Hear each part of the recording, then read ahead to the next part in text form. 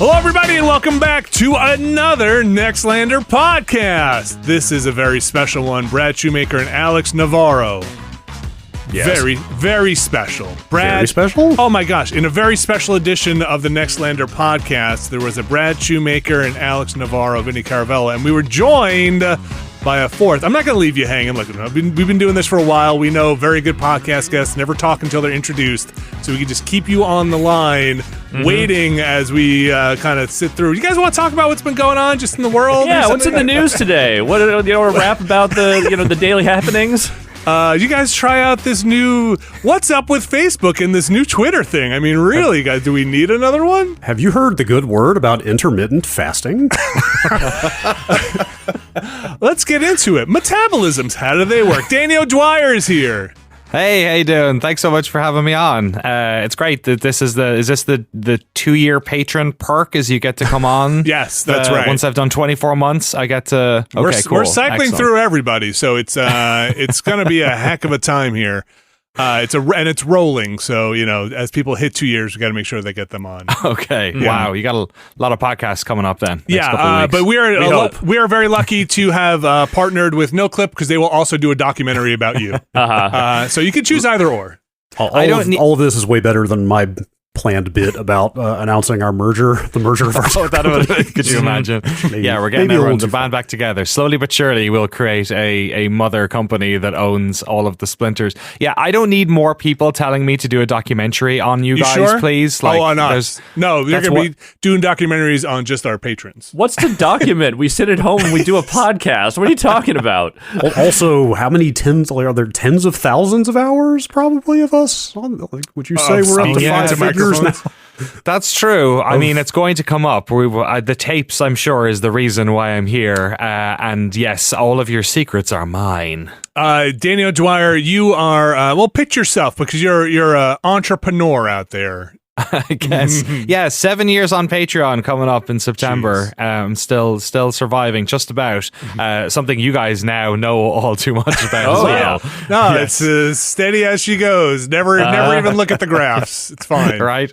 Yes, Graphtron is not in my mind when I close my eyes at nighttime. I used to work with you guys in various capacities. At GameSpot, when I was there, you guys were at Giant Bomb.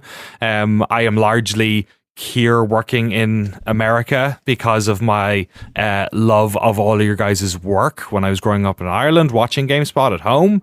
I apologize. My apologies. I know. Yeah. Why you gotta make me feel like I'm 60 years old, man? I know. What the hell? I'm so sorry. That's right. It's bad. My dad had your baseball card. And I don't know, like 7 years ago I left GameSpot and started Noclip, and we've been making documentaries about games development now for quite a while, for 7 years. We're slowly running out of games, but they keep making new ones. So recently we put up our documentary on Immortality, which is one of the games we really enjoyed last year. Vampire Survivors is going up pretty soon as well, I think next week. And yeah, we make documentaries. We have our own little podcast, and we do other bits and bobs on the internet, but mostly we're all about trying to preserve the secrets of games development and to create, like, the whole point of it in the first place was to create more empathy between players and developers by trying to, like, create a bridge of understanding, I guess, with like the complexity of making games. This is something I'm sure Alex knows all too much about, having spent many years in that world. And I think, it's never stopped getting old, which is great because, it's tough work and they're big videos and it's a long, big group projects and long edits. It's still fun. So long may that continue. I just want to clarify real fast. It was like 2 years. It wasn't that many. I wasn't there that long. How many did it feel like? At least a decade. Right. Alex made Rock Band, if people don't know. It's true. Yeah, I know. I invented it. Yeah. His name's right there on the box. It's right there. I'm excited to see that Vampire Survivors one because, A, I've been playing weirdly a lot of that game, but B, I can't think of a game that gives more of an impression that it just, like, emerged fully formed from, like, some primordial ooze. It's like that game crawled out of the ocean. Like, the idea that people made that, it's just such a weird product. So, like, I'm excited to see. It kind of did. Like, went into that.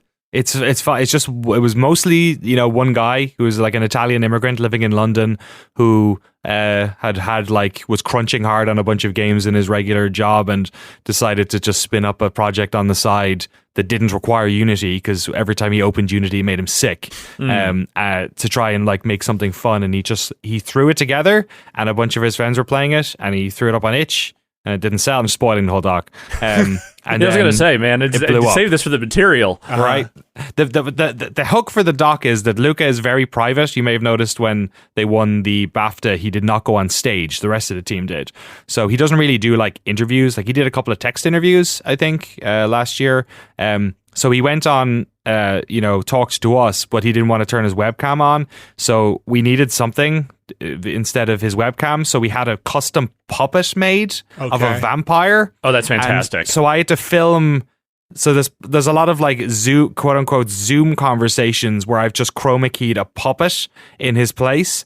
And then we have like all the time where it goes back into his like life in Italy and like crunching on the game.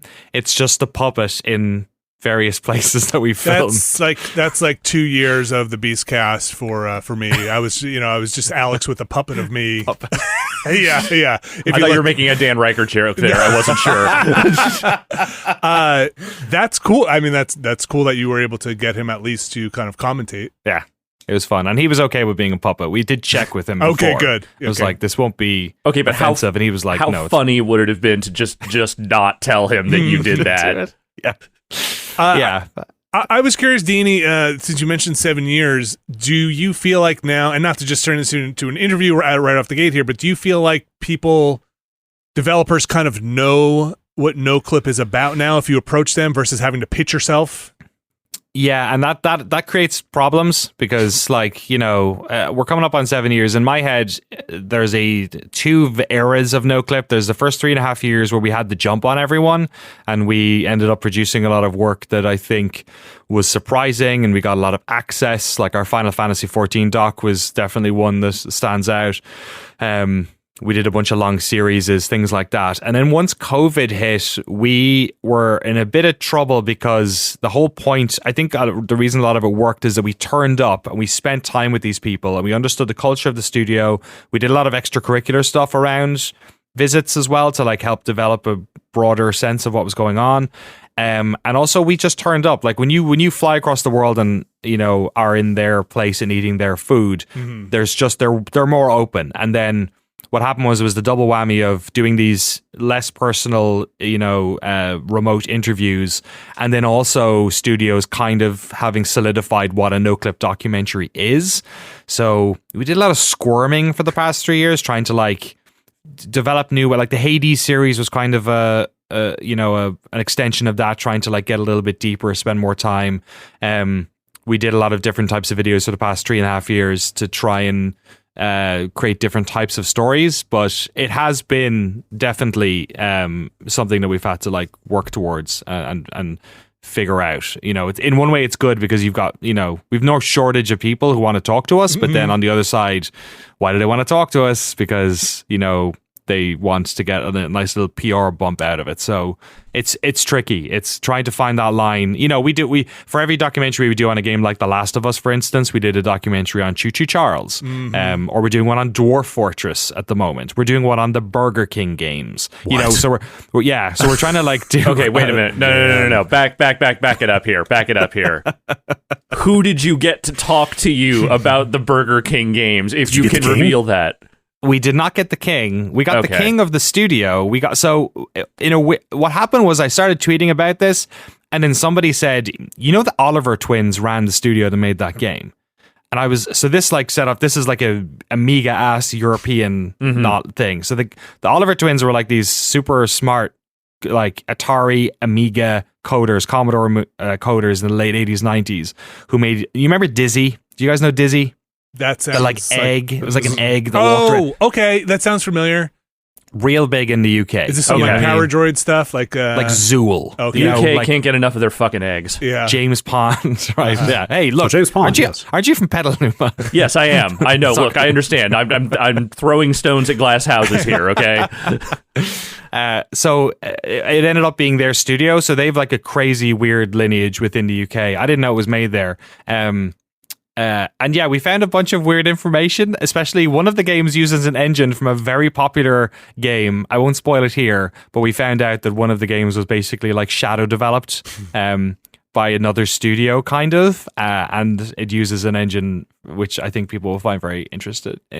Okay. But as part of that, we're also interviewing the guy who has collected 4,000 copies of it. Oh no! Who lives somewhere in SoCal, somewhere in LA, wow. I think. So our intrepid reporter Frank Howley is heading down to see that. He's going to interview him in a Burger King, I think. Bless So whoever many has to copies. inherit that someday. Yeah, Right, yeah. just bury it next to the Funko Pops. His retirement sneak kings. Uh-huh.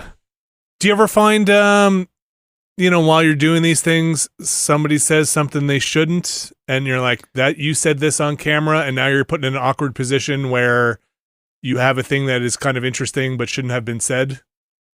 We have, so the way we go in like full transparency with everyone beforehand, which is why there's been plenty of people who've approached us and it's not going to work because you're being, you can't, like, basically, like, we'll give them we give them no right to reply on the edit. We will show it to them ahead of time if they want to craft their own PR thing around it. If they want to get out ahead of something. Okay. Yeah, and also it kind of helps for fact checking, honestly, because there is some stuff that we kind of didn't get exactly right, and they're like, actually this, and I'm like, oh, okay, that actually helps. That's not you changing the story. That's, we fucked up.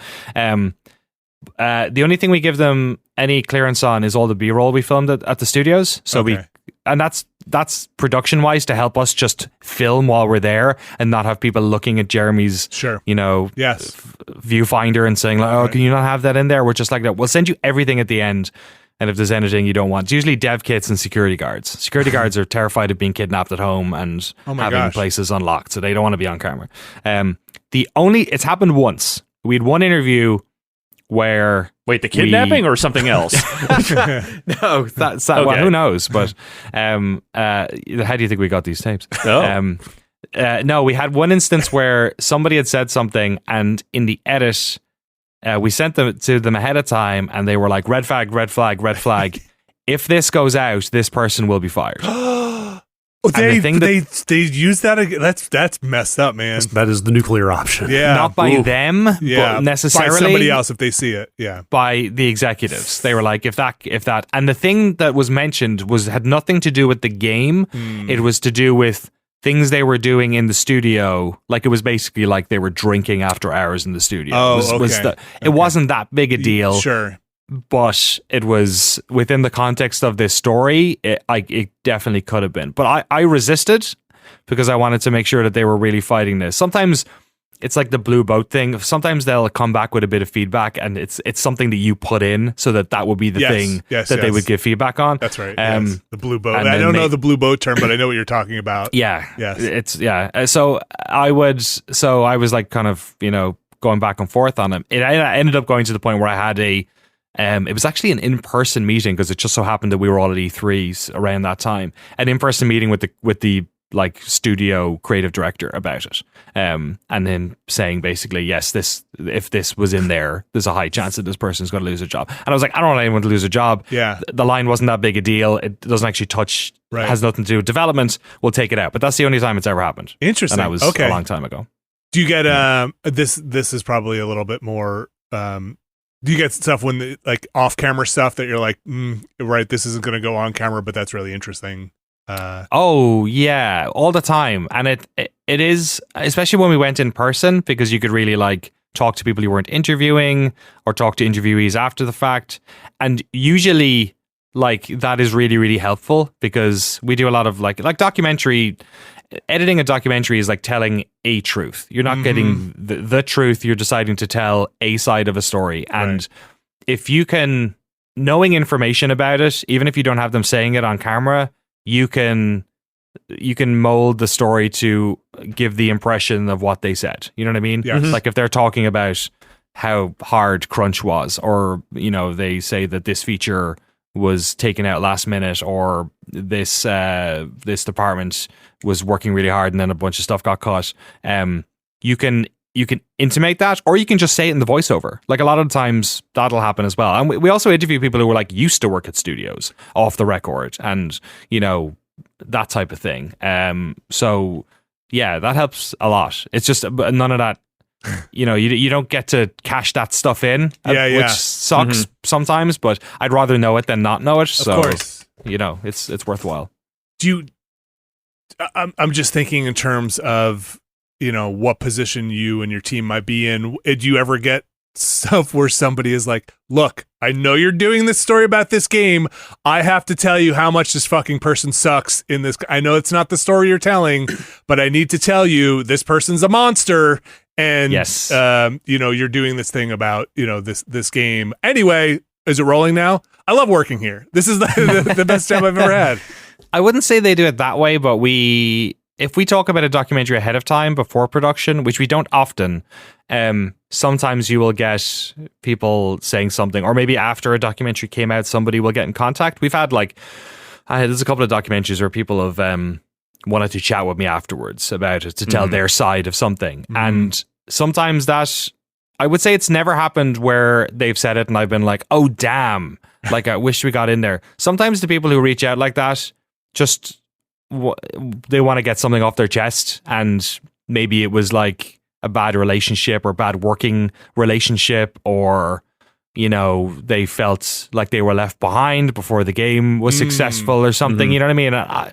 So it's like, again, it's like what they're saying isn't untrue, it's their truth, but is it relevant to the stories we tell? Sometimes it is, sometimes it's not. Like, it's interesting. It's tricky. And then the one thing we definitely have is a list of studios we won't cover because of certain people. One of those was Phenomena. So, we talk to developers, and we don't know everything, but we know when there are places that have either cult of personality leadership who aren't all they say they are, or work practices that are particularly insidious. Like, we've never done any Activision documentaries. We did one EA one, which was a retrospective on Command and Conquer, but that was mostly about Petroglyph. It wasn't like, so, and I'm not saying we never will, but it's like that's a conversation. Like, I go back to the Rolodex and I'm like, I would have loved to have done documentaries on some of Phenomena's games, and I know people who worked at that studio who did amazing work, but I also know that leadership there was toxic, and it eventually came out. And, I'm glad that we didn't get caught in the crossfire, I guess. Right. But mostly I also just didn't want to add to the cult of personality. You know what I mean? You didn't want to end up in a situation where the work you were doing sort of became a de facto endorsement of what that studio was doing. Yeah, exactly. And that's tricky, right? Because we don't have a crystal ball. Right. But like, that's the watermark that people are gonna judge us by, and I'm okay with that, and we have to do our due diligence. So, I think we're lucky. Like, if you go back and look at the 7 years, I don't think there's our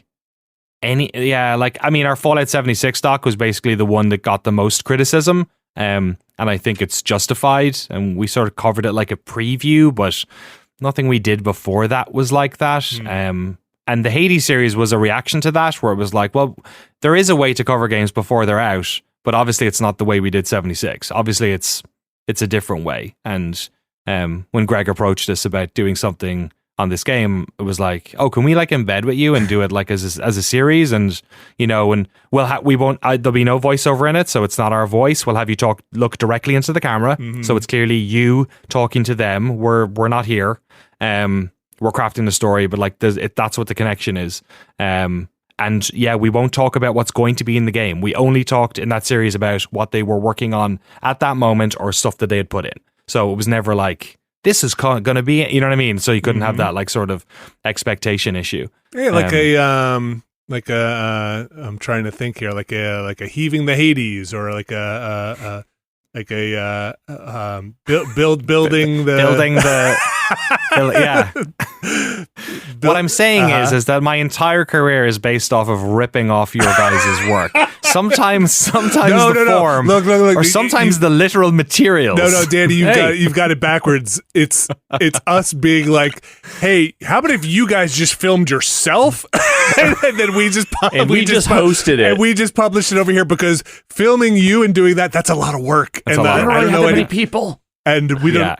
So listen, I know how much work you guys put into all that stuff, and it is inspiring and terrifying. You reminded me of something. I was actually kind of curious. When you look at something like what Double Fine did with their Psychonauts documentary, because that's such a wild one. Because you think of like a developer or a publisher doing their own kind of state-run documentary, you expect like, okay, this is just a PR hit.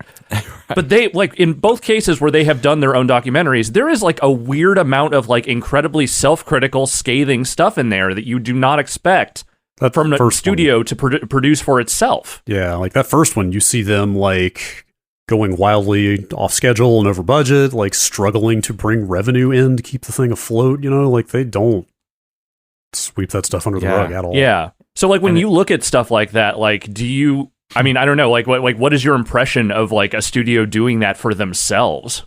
I think like on a creative level, that series wanted to make me cry for two reasons. One was we will never make anything as in-depth and good as this, and two, I'm just so glad this exists. Like it's a miracle it exists. It's like 39 episodes or something. I watched it all in like a 10-day period.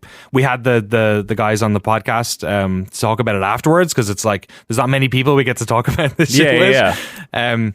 I like when studios do this stuff. Like one of the things that people used to like, after we started, there was a pocket there where GameSpot and IGN had sort of spun up documentary stuff. And there was a couple of other YouTube channels like Gameumentary and stuff like that who were doing this type of thing. And like, not that we own the fucking like talking to video game developers. Like we don't want to, but people were like, oh, are you, what do you think about people doing this? Or like studios doing it themselves. And I was like, fucking good. We can't do everything. Like we can't talk to everyone. Like the more studios can, sure, a lot of them will do them and they'll just be puffy PR exercises, right? And to a certain extent, they'll always be PR exercises if they do it or if we do it. But like the more people doing it, the better. I think the Double Fine, the watermark that they have set with that is impossible, I think, to reach, or very, very difficult to reach. But I think hopefully it's inspiring other studios. And like there have been other docs like the For Honor documentary that came out a couple of years back.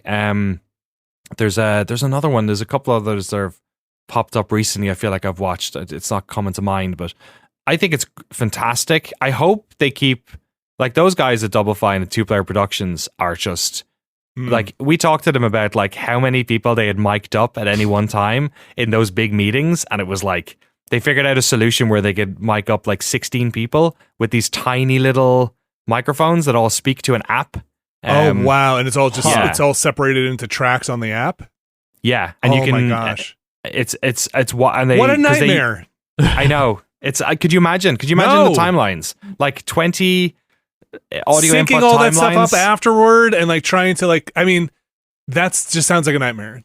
Like the discipline of it, and then thank God they had the carte blanche to film what they wanted. Because even in Psych Odyssey, they did have like the central sort of conflict between Tim and I forget the gentleman's name, but the sort of office, the creative manager guy, whatever he was, sort of the left brain to Tim's right brain, or vice versa. There's a conflict there, which I won't spoil it, but it gets resolved in a sort of tough manner, and I'm not sure everyone comes out of that looking great. It's crazy that they could show all that, And also it's funny like when that series starts, Brad is there. You're like, Jesus, this is like.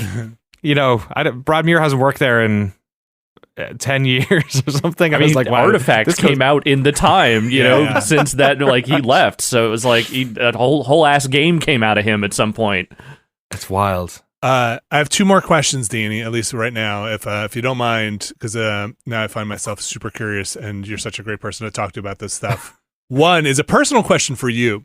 Okay. Do you ever look, because this is what I think about when I look at Noclip and how kind of great a job you and the team have done. Do you ever look back at your time at GameSpot where there was zero appetite for things like The Point and, like these kind of deeper dive shows, and they were basically like, no, there's no appetite for this. It's just not going to work. And be like, do you feel the double middle fingers want to come out and be like, or do you feel like maybe it was just the wrong platform for those things? I don't know. It's funny because weirdly enough, The Point was the one show that did justify the ROI on that was pretty good. And my live streaming stuff was. the lobby never really got the numbers it needed. It was more of a flagshipy thing, I think. A lot of hands involved, a lot of people involved.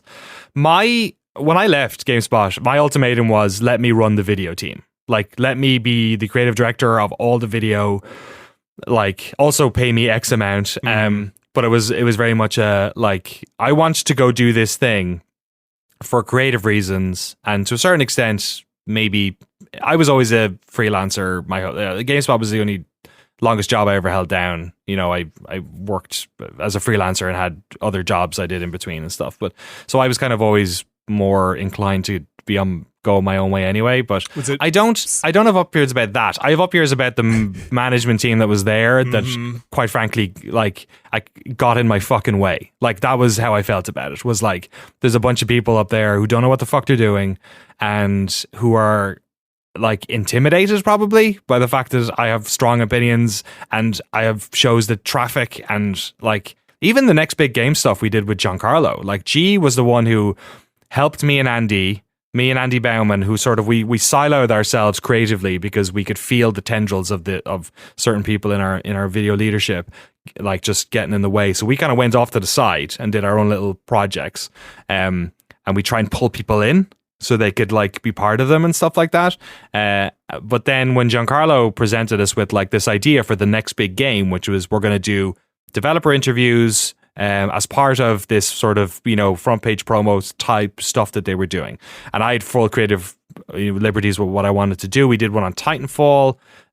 We did one on Overwatch, and something else, I forget. That was great. Giancarlo's, you know, amazing. And it makes sense now that he ended up, I think he's a PlayStation now, but he went to Ubisoft, and, you know, Andy went and Chris went, and they did great work over there.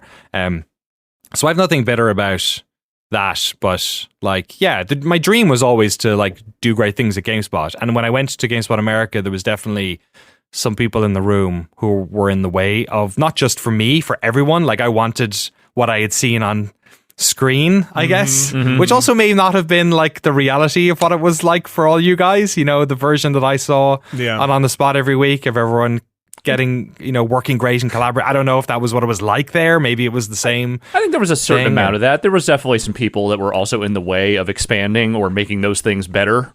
It's a big machine, right? It's a machine that wants to churn a profit, and for every, you know, one person that's on camera, there's probably 3 people that are worried about it, looking over a spreadsheet, being like, why are we spending this much? How do we sell ads on this? Yeah, exactly. Right. So, you know, I'm sure, you know, there were all different pushes. People cycled, and, you know, I'm just speaking from my experience. If you have anything to jump in, but my experience is, you know, every time somebody would cycle through every 3 years, a business person, they had a new initiative that's like, now we're going all in on short form YouTube. And it's like, oh, okay, great. We were doing something different, but like, nope, short form YouTube, nothing more than 3 minutes. Let's go. And then, like, you know, 3 years later, you know, somebody would cycle through and be like, long form streaming, that's the ticket. And, you know, like, you know, 3 years later, they're like, we could do this with one person, you know, and, you know, every time you just cycle through and you're like, and, you know, you had people there for a long time that saw that wheel turn enough times. You'd be like, okay, New Jack, do your thing. We'll just put our heads down and suffer through until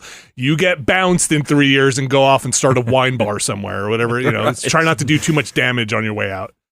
It's you know, it was a big place. And also I feel like you were there right as the entire industry was shifting in terms of coverage. Right. You know, the ground was really moving under everyone's feet.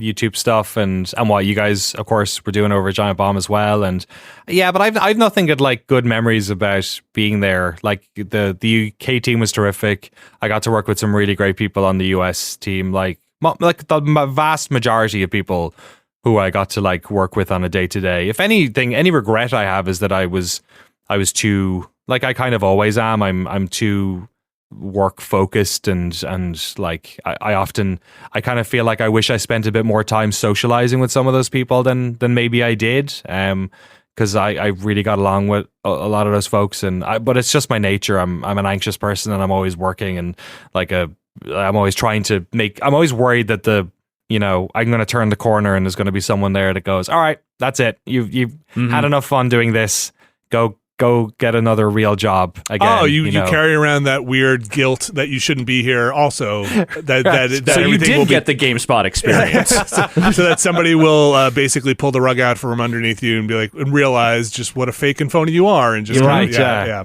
yeah. No, you fit perfectly. You fit right. Yeah, no, you nailed it.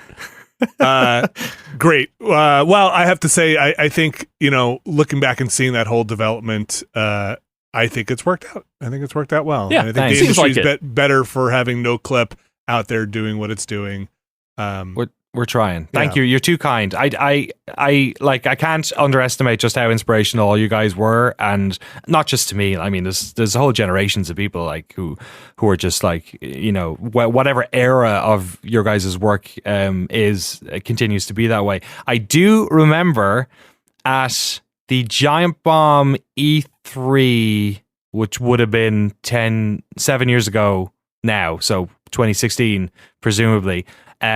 You pulled me aside and was like, "So what are you doing?" I did thinking, yeah. And I told you about it, and you were fucking terrified for me. Yeah. You were like, "Wait, what if nobody signs up? What if?" And I was like, "Thanks, man." Yeah, that's. Well, I remember talking to you and saying, "If you're gonna do it now." Right, like that's like, look, at the time you didn't have kids and stuff, and it's like your responsibilities were they were different. I remember that conversation. I remember ending it. Look, if you're gonna do it, take the risk now before you wind up with saddled with a bunch of responsibility. Right, I'm sure you know how that feels once you are like, oh boy, it's a big risk, and you were kind of out there ahead of a lot of people, kind of going out and doing it. And if it makes you feel any better, we spent weeks gassing each other up with that exact same dialogue. Oh, yeah. Like, oh God, what if no one signs up? What the fuck? What are we doing? Oh God. And so don't worry, we stressed ourselves out too. Oh yeah. And that's my nature is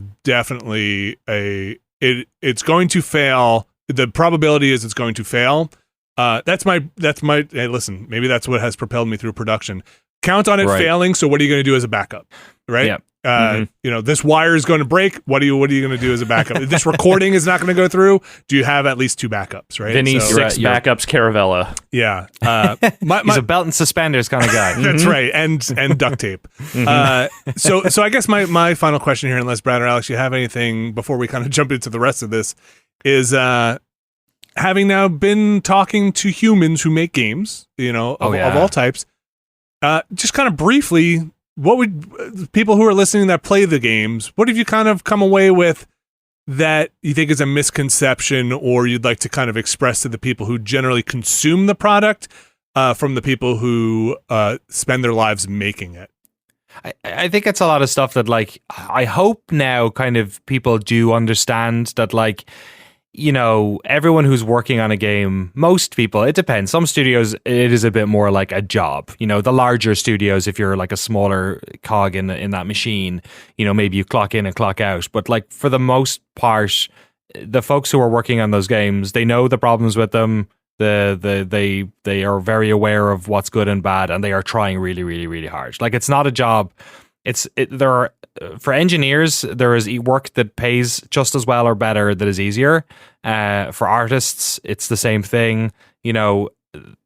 People work in games because they really like games, and I think that's the one thing where if a game failed or it didn't meet your expectations, chances are it had something to do with the complexities of running large teams, budget, or they were trying an idea that just didn't work and then they couldn't steer the ship back. But it wasn't because they were trying to steal your money. You know what I mean? Mm-hmm. Like, that's not the dynamic that's going on. The people making the game don't get royalties. Right. We talked about the most part. I was on the PC World podcast a couple weeks ago. We talked about that exact same thing, kind of like misconceptions in the audience and stuff out there. And then like the lazy developers thing, like, always grates on me so much because, like, what do you think is going on there? Like, nobody gets into game development to be lazy. Like, it's an oxymoron, right? Like shipping a game feels like the most desperate seat of your pants act imaginable. It's like they know what's wrong with their games. Like, they're not trying to hoodwink you. Like the actual, it's just hard. The actual terminology people should be applying is not lazy devs, but disinterested executives. Like, that's what it comes down to with a lot of this stuff. It's usually yes, the developers know what's wrong with this game. are the executives interested enough in fixing this, or do they just want it out and just to move on to the next thing? Do you feel like, Danny, is there a kind of between the publisher, developer, or whatever, how the contracts are written up, is there a push-pull constantly between money and time? There is, and what's interesting is we're developing our own game at the moment, Stunt Derby with Alex Austin, who made Gish. Oh yeah, sorry, of course you guys play. Thank you very much. We dipped our toes in. Yeah. Thank you. It's rough, but we needed to get that demo out to basically sort of stress test some feedback stuff. So thank you. The next time it's playable, it'll be a bit more. Okay. It'll make more sense as to what you're supposed to do, especially in the team mode. But yeah, we basically started this as a Trojan horse, so I could be in the room for those types of things. And I'm literally I have been talking to publishers for the past 2 months. My pitch deck is on this other screen over there. I've been doing it. I've been budgeting and doing the whole thing. And yes, it depends on the situation, because obviously if you're an indie team and you have a publisher, then that's a different relationship than if you're a larger self-funded thing. I would say the two biggest things that I've learned recently is number one, venture capitalist money is changing the way games are funded dramatically at the moment, for better or worse. I think what's happening is that different. I think what's happening is VC funds in games, so you're talking about like Galaxy, A16Z, they are, in my head, trying to topple the big publishers. They are at the moment betting on a lot of stuff, trying to understand exactly the sort of risk rewards of games, that it's more like, something akin to Hollywood than, say, software development. And they're placing a lot of bets at the moment, and there's a lot of money in there's a bunch of I think one of the first games you'll see that comes from that is Immortals of Avium. That it's actually based down in San Rafael, not far from here. That's I believe from VC money as well. So I think that is one thing that is, we're going to probably have a very different relationship to that. In a way, it's good and bad, because a venture capitalist can't they can fire you from your own project, right? Because they own the it's not they can't hold your IP away from you or whatever, but they can kick you off of it. And then the other thing that I've realized is just how bad publisher deals can be. We have been spared from that mostly because they know that I'm a public figure and we're covering this and no one's going to try that shit. But I have heard stories now that I'm in this space about, we'll give you your, $500,000 for this, but you're not going to see a cent until we get 2.5x recoup on this. Okay. So until we get our money back 2.5 times over, you're not going to see a dime. You know what I mean? Mm-hmm. And it's and we own the IP. You can't, so, and it still happens, because teams are, right, have no access to that capital and no leverage in that conversation. None at all. Right. And we had leverage, and we had a small team, and that was the whole point, was it's basically, Alex, I don't need to get paid from this string development, as long as everything's budgeted and costed.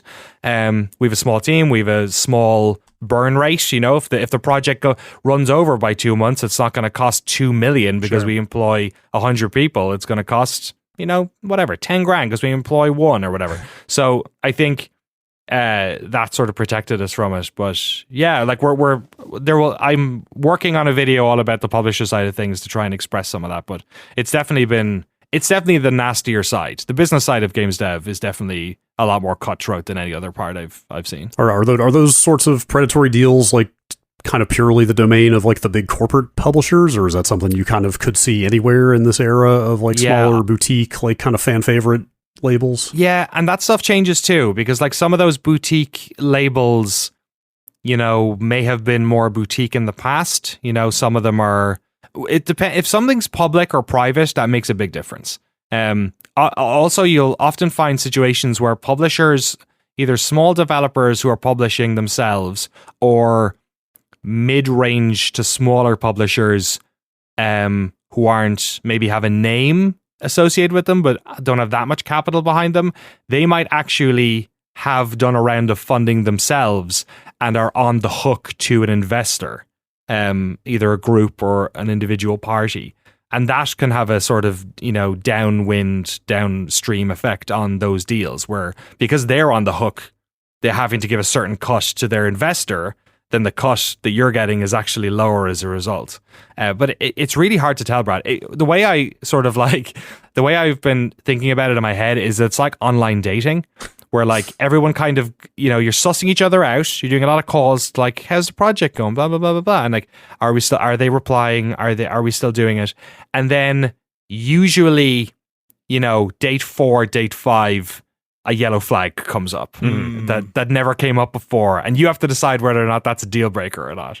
And some of them are, they're really pally up until the money stuff comes in. You're like, that's what you were going to offer us? Like, shit, no, see you next time. You know what I mean? Did you hire a lawyer? It's really hard to tell. Do you have counsel? Not yet. We will once the contracts are. I have Noclip's lawyers, so we might use them. But, I like attorney. I feel like attorney has a certain slightly threatening vibe to it. It's like, sure. You can talk to my attorney about this. This is my legal representative. Yeah, representation. Yeah, that's right. There's also plenty of stories I've heard even recently of stuff being agreed, in person one way, and then the contract having something hidden in there, that actually completely contradicts that. That's just filthy. It's bad. Yeah. So you gotta have your business stuff, man. People are assholes. People are nightmare, man. The business of games. There's your next the next podcast. What a business it is. Yeah. Danny, I think we're going to take a quick break here, and then we're going to actually do the playing of games. We've talked to the business of games. Come back and talk a little bit about what you've been up to playing games and what we've been up to. So we're going to take a quick break, and we'll be right back. This week's show is brought to you by Rocket Money. Brad and Alex. Yes, Vinny. Do you guys realize we live in an age of subscription services? Did you know that? I didn't know that. The Brad, hell's going on? Gone are the days of the big balloon giants out there. Now it's all microservices and pay for this and pay for that. And sometimes you're like, this is a thing I absolutely feel fantastic about paying for because these guys get out there and they podcast their hearts out. I love Nextlander. And sometimes you're like, this is a service that I forgot I was subscribed to, and I had no idea that I was still paying for this. Rocket Money is a personal finance app that finds and cancels those unwanted subscriptions, monitors your spending, and helps you lower your bills all in one place. I recently went on a tear of doing my own personal audit. I feel like Rocket Money could have helped me here of being like, I need that subscription, this comic book subscription anymore that I haven't read in about a year and a half, and I'm just accumulating. Rocket Money probably would have done a thumbs down on that one, I would have said. Over 80% of people have subscriptions they forgot about, and chances are you're one of them. They list the Stars app here. But I don't know why they're putting the Stars app on blast, but look. Should Stars even be allowed to have an app? Who can say? I don't know, but that's what they put in their copy here. So if you're subscribing to the Stars app, maybe Rocket Money will help you get out of it. Stop throwing your money away and cancel unwanted subscriptions and manage your expenses the easy way. The easy way. By going to rocketmoney.com/Nextlander. That's rocketmoney.com/Nextlander. rocketmoney.com/Nextlander. Thanks, Rocket Money. All right, we are back, and it's time to talk about some of the games we've been up to. Let's start with you, Danny. Anything you want to mention that you've been playing recently? Sure. I mean, Dave the Diver is the game that sort of controlled most of my summer at this stage. But weirdly, I decided to get through Disco Elysium because it had been on my shame list of games that like I really should have played this or given it a go. Yeah, I don't know what it is if you're similar, Alex, but like I had a real trouble with like games with a lot of text as a kid. I'm not like a great reader. I don't have, it takes me a couple of reading a sentence a couple of times. Like yes, if I'm reading I have a the novel. Same thing. Yeah, so I think what's happened is the advent of voice acting has like taken the edge off of that. So Disco Elysium's final cut is fully voiced, and then I had a blast playing that, and then just I guess it sort of opened the door a little bit, and I decided to go back and play some CRPGs that I hadn't done. So over the weekend, I was playing Planescape Torment. It's amazing. Okay. Which I'd never touched before. And then also Pillars of Eternity 2, which is absolutely terrific. And they couldn't be more different to each other, but it's cool. I feel like I've stumbled. It's like, you know when you're getting old and like, so, or you start putting on like dad pants, you know what I mean? Oh, yeah. There's certain things that you do that like realize you're a different person. I feel like I've instead of being like Tim the Toolman Taylor or something as an old guy, I'm going back and playing CRPGs.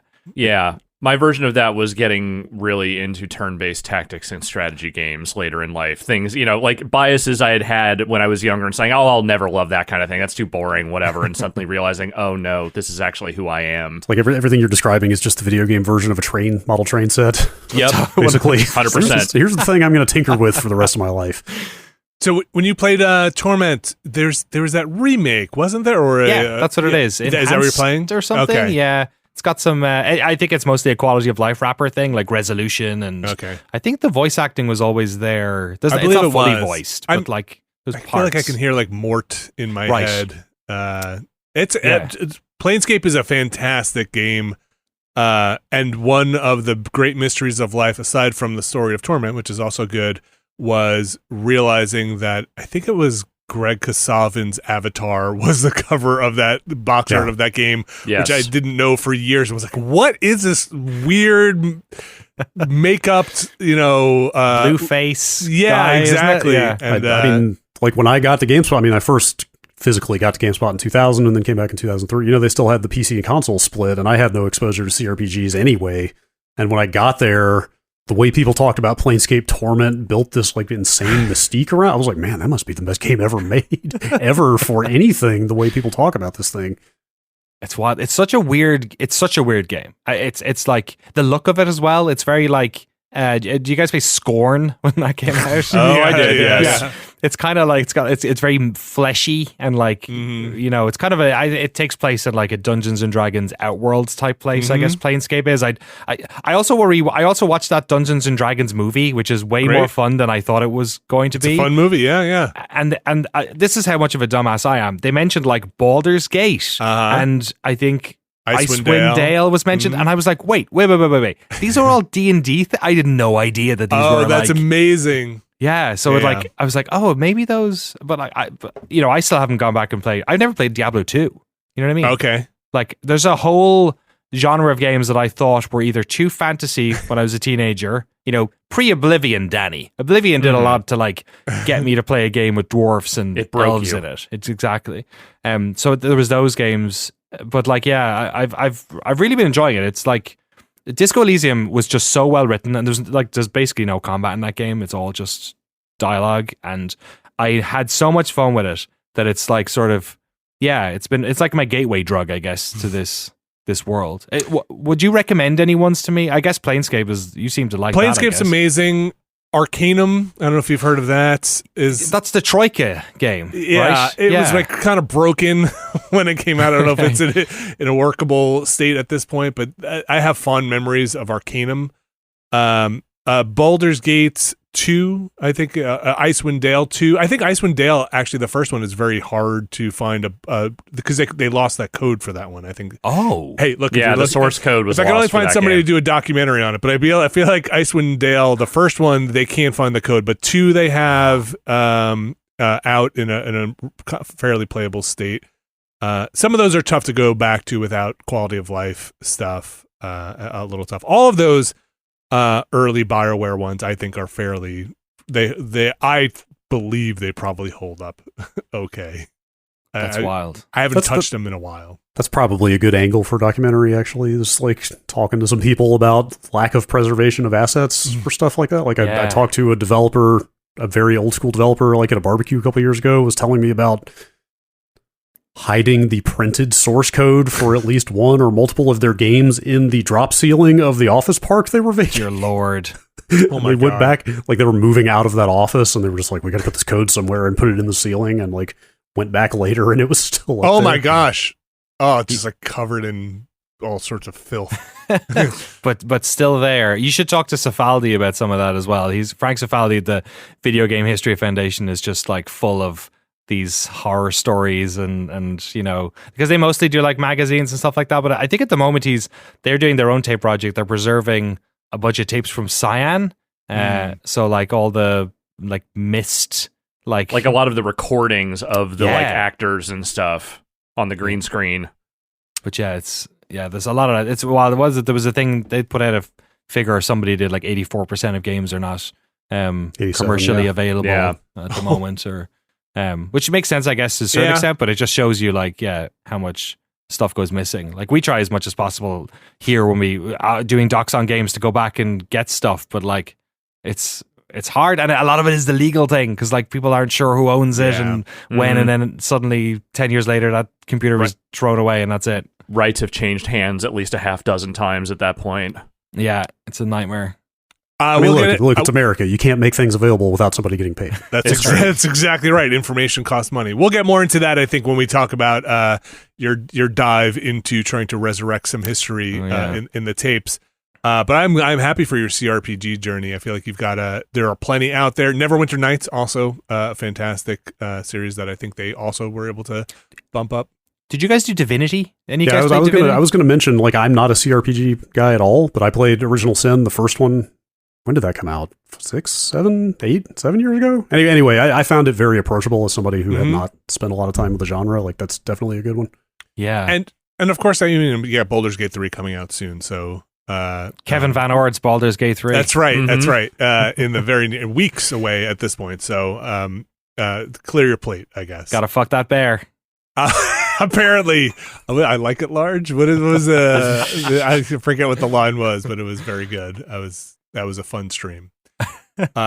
Also, man, they really just love putting on armor and dressing up for those, which is a lot of fun. I'll just quickly mention here, switch gears. I finished up Diablo 4. You did? Yeah. Diablo CRPG, action RPG, ARPG. Action RPG. Yeah, action RPG. Finished up Diablo 4. The question I kept going through my mind as, I'm sure we all do when we play games is like, well, what am I going to say about this when I talk about it? And because you can't just sit and enjoy something. You're like, what am I going to say when I talk Under about no this? circumstances are you allowed to just enjoy something. I'm half kidding, but was the time investment worth it? Was the thing that kept running through my head, and because I had kind of petered out a bit on the loop of Diablo 4 fairly early on, to the point where I was running all these dungeons and just not getting good loot. And I feel like if you're not getting good loot, or feel like you're not getting a good reward in Diablo, you've lost 90% of the thread, right? What are you even doing at that point if you're spending hours before you have re-equipped something? And that felt like the case for me. And I wound up hitting what is essentially the level cap at 50. Until you can move the world tier up, but you still get points. Get these things called Paragon points, which you can do permanent stat upgrades to your character, like strength and willpower and magic. There was a great cutscene near the end that when I saw that cutscene, I said, "Okay, this might have been worth it to get to this kind of." It reminded me of old school Blizzard cutscenes when you used to watch them and be like. There was a period there when everybody used to be like, Blizzard needs to make a movie. Yeah. I remember that. And then after, the Final Fantasy movie, nobody ever said that again. But, there was a point they were like, they just should make a movie. And then Spirits Within happened. But it reminded me of that, being like, man, that's a freaking cool cutscene. It's fairly long. And then it wrapped up the game. And then the game kind of explodes with post-campaign content. In a really like, hey, maybe this campaign is the onboarding for the rest of this game way. Oh, you mean the thing that they're going to trap you in so they can keep selling you new seasons? I think that's probably right, but so many like dailies isn't necessarily the right word, but that style of thing start popping up. Hey, don't forget to run these quests. Don't forget to run these. Don't miss out on these. This is popping off. Started popping up in the game to the point where it was a bit intimidating, and I kind of just put it down. It's like, okay, I think I'm done. The other kind of neat thing is you can start a new character and there's just a button that says skip campaign for starting a new character. So you launch in at like level 1-ish, you have a couple of points, but you don't have to do any of the story stuff, and your waypoints are unlocked for towns, for at least most of them are. You have a horse right away, or access to the horse right away, which is kind of neat. And I know, that's going to probably tie into the season pass stuff, because you need to have the campaign at least off the table, let's say, to participate in that. So if you want to roll a new character post-campaign, you can, and just click the little button that says, I'm good. I don't really need that story anymore. But the story itself, you guys probably could just summarize it in like 2 words. It was neat, but there's nothing exceptional there. Okay. Yeah. So fun game. The other thing that I wound up pretty much finishing up was, I'm not quite done yet, but Tears of the Kingdom. I've got the dang Master Sword in my hand. I have done the big dungeons, and I have, if people who are playing it, I have found all the glyphs, which give you a lot of the narrative for that game. And I'm going to say I think the story in that game, not even just for a Zelda game, a story is pretty good. Like, it's got some emotional weight to it. Okay. It's like fairly predictable in spots, but still works for me. Like, I don't really come to Zelda for unpredictability, man. Like I kind of know. I mean, even when they start getting a field of like what the core ideas of a Zelda are, let's be real, you're still kind of rescuing the kingdom, and sometimes Zelda and sometimes Ganon is there. Not usually with a mushroom stuck on the end of your sword. Not all the time. And but now all the time. That will always be a mushroom stuck on the end of your sword going forward. 1,000 times so going in from Breath of the Wild to Tears of the Kingdom, which this is kind of a total conversion mod, of Breath of the Wild. It's the ROM hack. Like, it is absolutely the weird, like, distorted Funhouse Mirror follow-up to the mainstream game. It really is. There are so many similarities, and that never really went away. But I did enjoy, or I have enjoyed, I still got plenty of shrines to do and plenty of other side stuff to do. I bought a house in that game. I gotta get my house all set up. Yeah. But I have the path open to go fight the baddies in the big castle with the Master Sword, right? So the clear path for Link is there. I'm not exactly sure how long that direct route will be, but I kind of want to run around the world a little bit more. And the big thumbs up. I was pretty cool on that game when I first jumped into it because it felt so familiar. But me too. Yeah, it was like a little bit of like, am I really just doing all this again? But I warmed up to it, and I'm going to say mostly because of the narrative stuff, not necessarily even from the gameplay, though things do get a little easier in terms of the building as you can upgrade your battery, which I found out way too many hours, and like tens of hours into the game of like, finally I just looked it up and was like, I know there's a way to do this. And it is definitely more complicated than it needs to be. Everything in that game takes longer than it should. Yeah, that is Nintendo, right? Yeah. That's the feeling I've been having as well. It's been a bit frustrating. Like, I just want to build another cart, and it's going to take me 5 minutes to put all the things. And it's not like it would be easier with like a mouse and keyboard. Maybe it's not like they could do much to the controls, I think, to make it any faster. But yeah, it's reviewed so well and people keep talking about it that even last night I played 2 hours just trying to get more into it, There are like milestone points that Nintendo didn't have to do that make things easier that I wish they just gave you from the front. Like just quality of life things that come in later that are just like, this would have made life a lot nicer if I had this 20 hours ago. Or, if it can be done in one click or one button prompt, Nintendo makes it take 5. And it's like, right.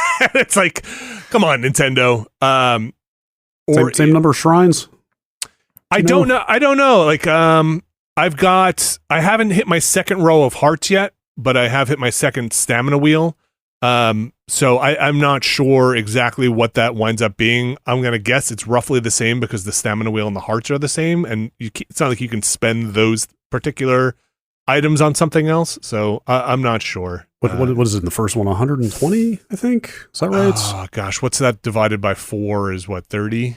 So, I forget how many hearts you get and how many stamina upgrades, but I'm sure it works out close enough. Maybe there's a little bit of a buffer there. Wow. Yeah, I'm up to about 80 in Breath of the Wild now, and I'm Okay. just like, I should just do them all, right? Like, am I really beating the game if I don't do all of them? I have to do them No. all, right? Isn't that what people do?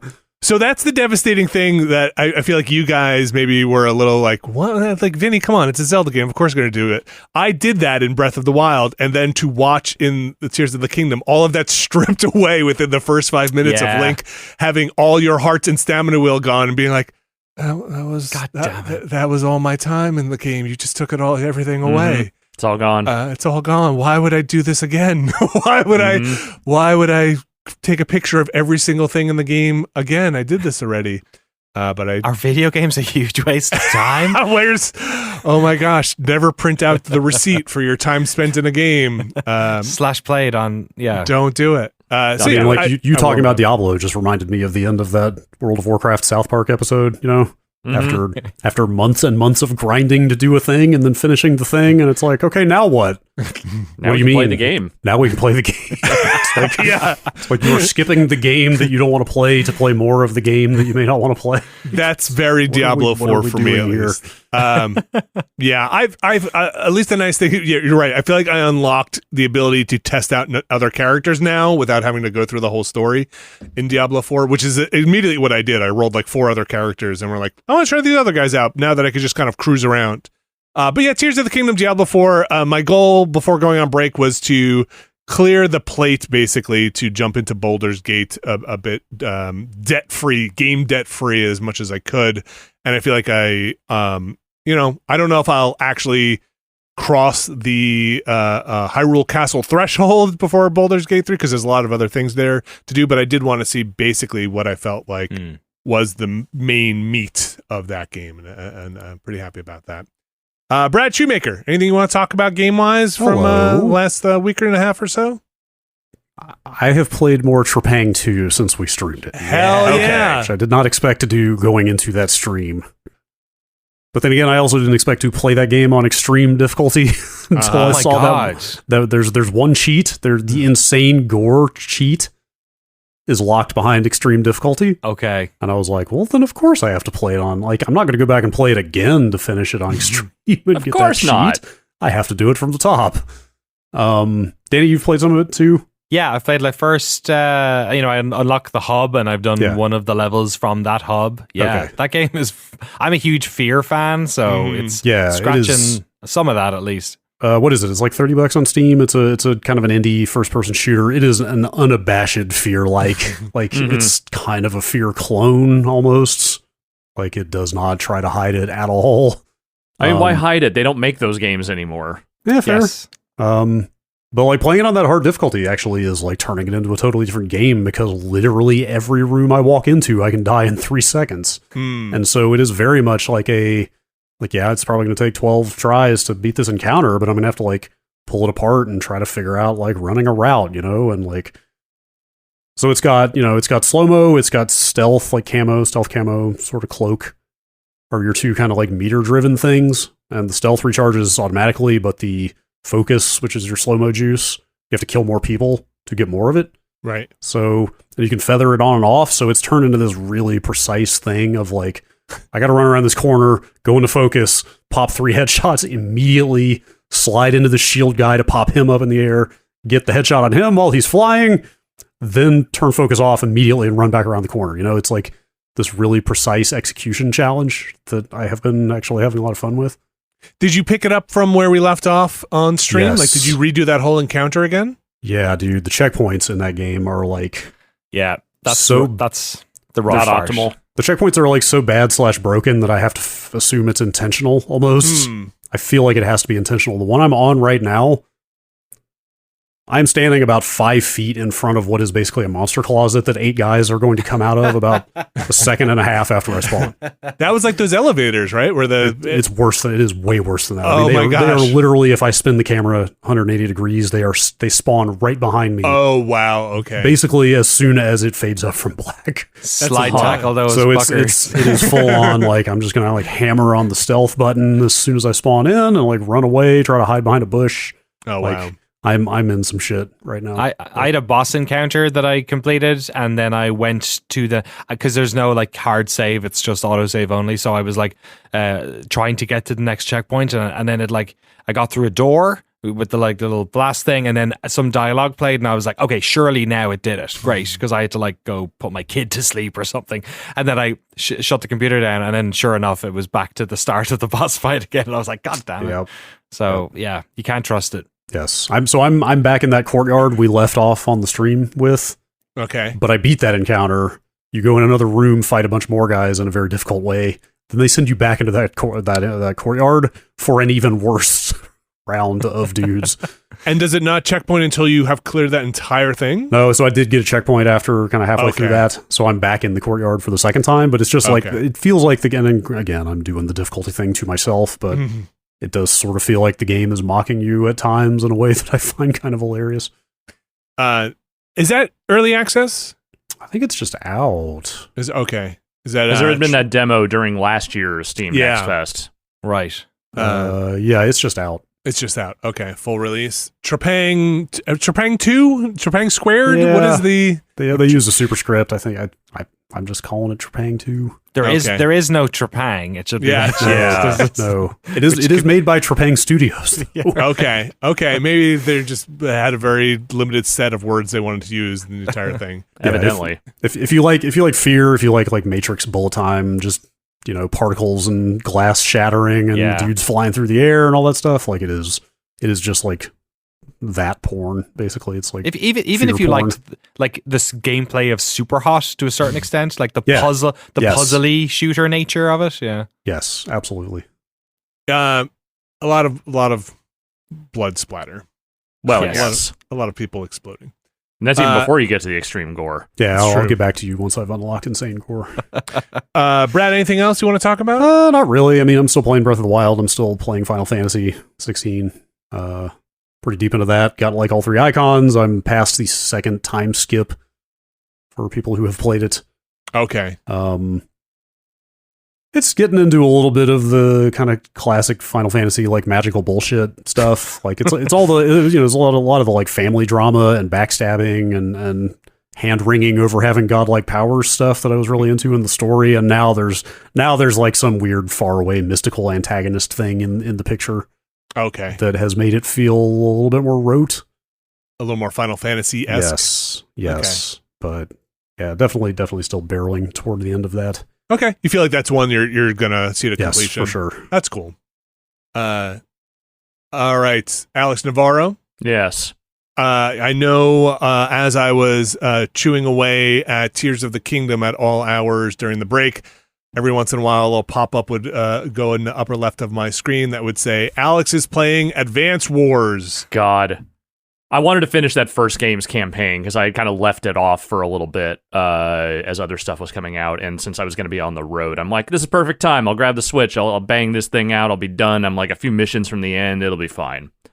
Then I got to the last mission, and I played that about as stupidly as a person can possibly play it. Okay. I mean, I bombed out on the first try, and it's like, fine, whatever, I'll restart.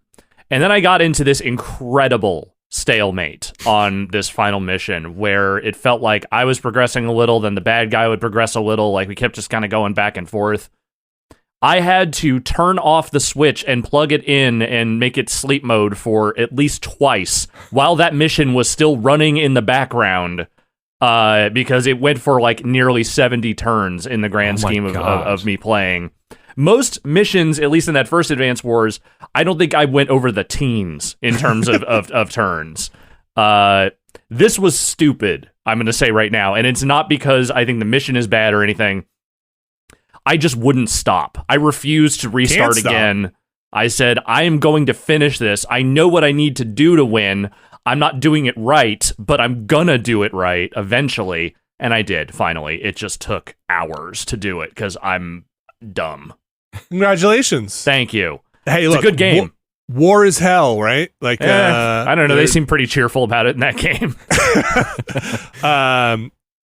So you just kind of basically war of attrition your way to the end of the game? Great. Yeah, it was again, I played it about as stupidly as possible, but I was determined to finish it, and I did. And now I have Advance Wars 2 waiting for me. So, is it like one of those ending fights that is like notorious? You know, the way like in a lot of those tactic-y style games, the last one will be actually like orders of magnitude harder and bigger than the previous ones. Was it like that? It is kind of like they let you fight the person you fight at the end once in the mission prior to that, though it's a much easier mission, just so you kind of get a sense of what their units are and what they do.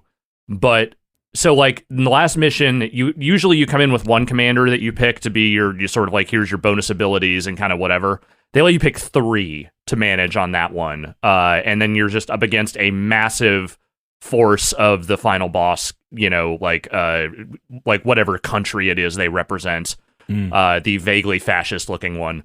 And it was one of those things where it's like, if I had just plotted it out a little more carefully, I probably could have beaten that thing in half the time that I did. But I was just throwing units at that thing constantly, and just like, it took me a while to figure out exactly what I needed to do to make it stop. I gotcha. Okay. Yeah. And you didn't want to restart. No, I was like, I'm pot committed at this point. If I restart this, I will have failed myself. Did we ever figure out if the original game is still running under the hood of this thing, or did they actually remake it? We probably don't know. I mean, it doesn't have like an original graphics mode or anything like that. I didn't see anything like that. As far as I know, the actual gameplay is identical. Like, so that has not really changed. Interesting. So I read something interesting about that game, which is that apparently the enemy AI in that thing is basically entirely deterministic. Mm-hmm. Which means you can make it act the same way in a given mission every time if you do the exact same moves. So people have basically figured out exactly how to beat that game down to the exact move order, turn order. I mean, you wouldn't want to play it that way because like that's totally ruining any sense of challenge. I don't know, maybe I should have, is the thing. It's weird to hear that the thing actually is not that dynamic, that it is like super simplistic on the back end if you know how to exploit it. It was running on a Game Boy Advance, I mean, as advanced as that hardware was, there was maybe not as much room to really kind of build out the AI for that thing. I don't know. I mean, also that first game, my understanding is they did some work on the second one. I don't know if they really changed the AI that much, but hey, look, it's still a very fun strategy game, I will say. You gonna take a little break before the next one?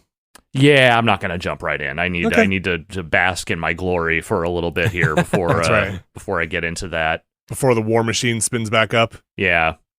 Anybody else have anything they want to chat about game-wise recently before we take another break?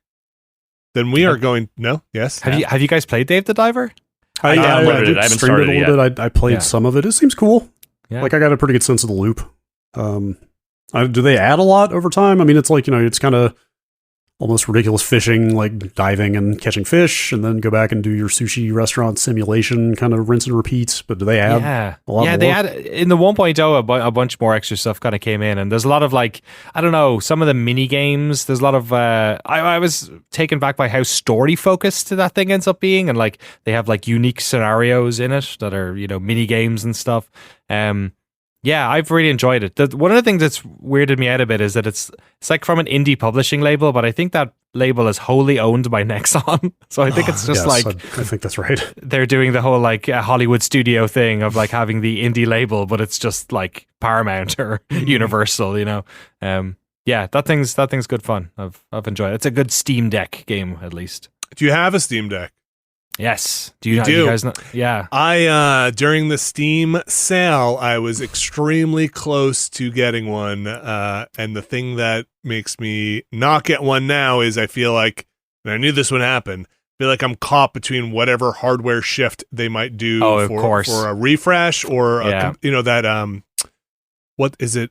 Asus who put out the kind of competitor? The ROG Ally is Asus. Yeah. And would I just go for that one if I just want the horsepower to run the game? So every use case I have for my Steam Deck would probably be at home streaming off of my actual PC, so I don't actually need to store or have any horsepower in it. But that's where I got caught, and because it was a pretty significant discount. It was, Herman. Yeah, it was was it 30% off the top one or something? Yeah, something like that. Yeah. So, but then that also like makes you think, are they just getting rid of infantry because they have a new version coming out? Or, right. Or, but it's also Valve, where it's just like maybe they just never do it. Even though it's successful, they never do anything with it again. I don't know. So I did not, but I was very, very, very close. I just couldn't justify it to myself enough, and felt like, of course, I will be the one who hits commit, and then the next story I see is refresh coming, right? Like, but yeah, you like it, Danny? Yeah, I think it's great. It's I play games on my Steam Deck. I play games on the deck that I would not have bought for desktop. Like, I'm not sitting down on my PC and playing Dave the Diver for whatever reason, but like it just feels like, oh, if this is a Switch game, you know what I mean? Like, that's exactly where I was at with that specific game. Like, I want to sit at this desk and keep playing it, but like on an airplane, sure. Yeah, Vampire Survivor, same way. And even some games like, that I would have played just for fun, like driving games, like Wreckfest for some reason, I got way into doing. And of course, Stunt Derby as well, That's right. It sounds works on deck. Perfect. Kind of. Is it going to be certified to work on deck? It will be. It will be, yeah. Okay. You can do 4-player split screen on the deck on Stunt Derby. That sounds like a nightmare. Yeah, it does, yeah. If you do the whole video feed to a television, it's not as bad, but yeah. You still I'll optimize it for Steam Link, please, because I am still one of the 8 people left rocking the Steam Link on a daily basis. We use the GameCube link cable. Yeah, exactly. Yeah, you got to plug all your N64 controllers into the multi-tap, and then it'll work. Well, we're going to take another quick break here. We're going to talk about the news. We're going to talk about these tapes that have found their way into Danny O'Dwyer's possession. I was going to say into your beta machines that you now have, but we'll find out more about those shortly, so stick around. This week's show is brought to you by F.E.A.R. Alex Navarro. Yes, Vinny Caravella. I like food. Wow, that's man. End of ad. Hard truths are being stated here, and I was not prepared for this. F.E.A.R. is America's #1 ready-to-eat meal kit and can help you fuel up fast with flavorful and nutritious ready-to-eat meals delivered straight to your door. You'll save time, eat well, and stay on track, reaching your goal. My goal is to eat delicious food. F.E.A.R., can you help me? With F.E.A.R., you can skip the extra trip to the grocery store and the chopping, prepping, and cleaning up too, while getting the flavor and nutritional quality you need. I'm going to say you deserve.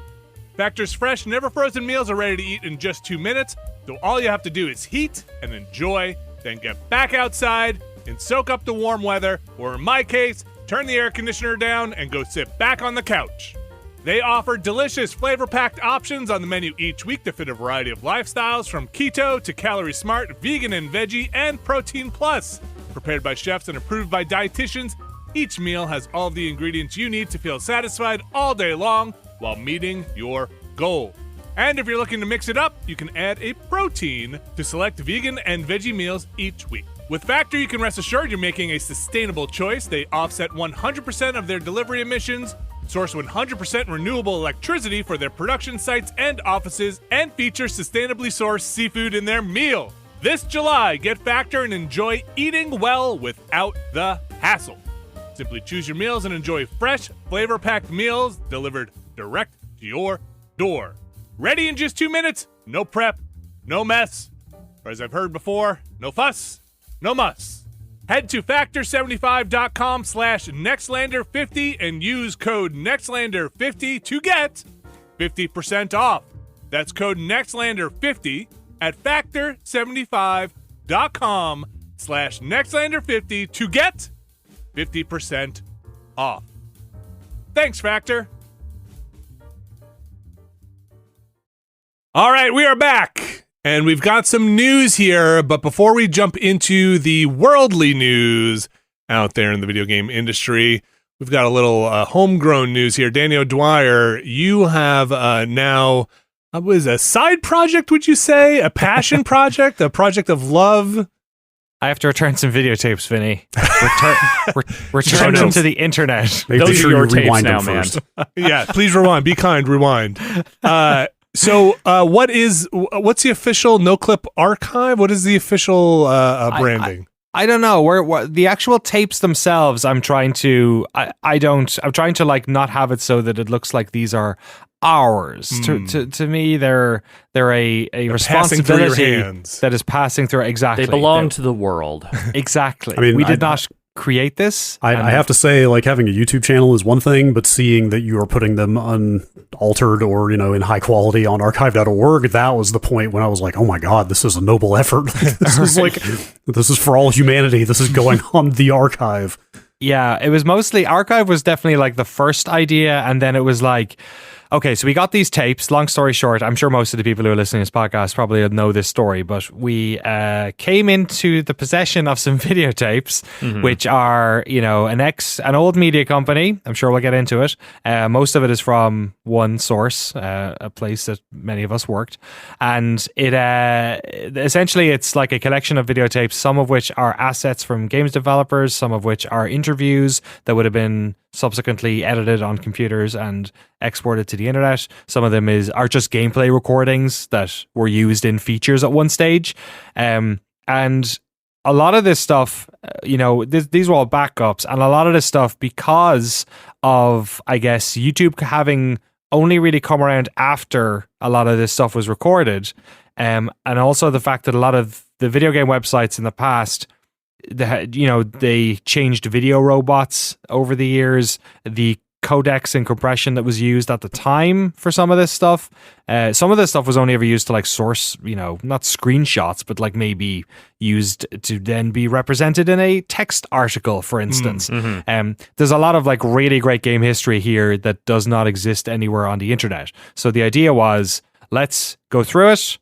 I am familiar with a lot of this source material as a fan, so I literally can like look at some of these tapes and they have acronyms on them and go, oh, I remember that's that show they did for a while, blah, blah, blah. So I feel like I'm in a good position to be able to go through these, gingerly, carefully extract the stuff that has historical value, leave the stuff that is, maybe a bit more personal or has no historical value, like just pure gameplay capture of games that you can still play on HD TVs today, and then upload that stuff to archive. And then the idea with YouTube was that as much as this stuff has historical value and it should be saved somewhere, to me, having a museum with no one walking around it is kind of pointless. Like, the archive should be something that people are able to interact with and talk about and, source themselves and things like that. So we set up a separate YouTube channel called Noclip Archive, where we're basically putting up sometimes edited versions of them,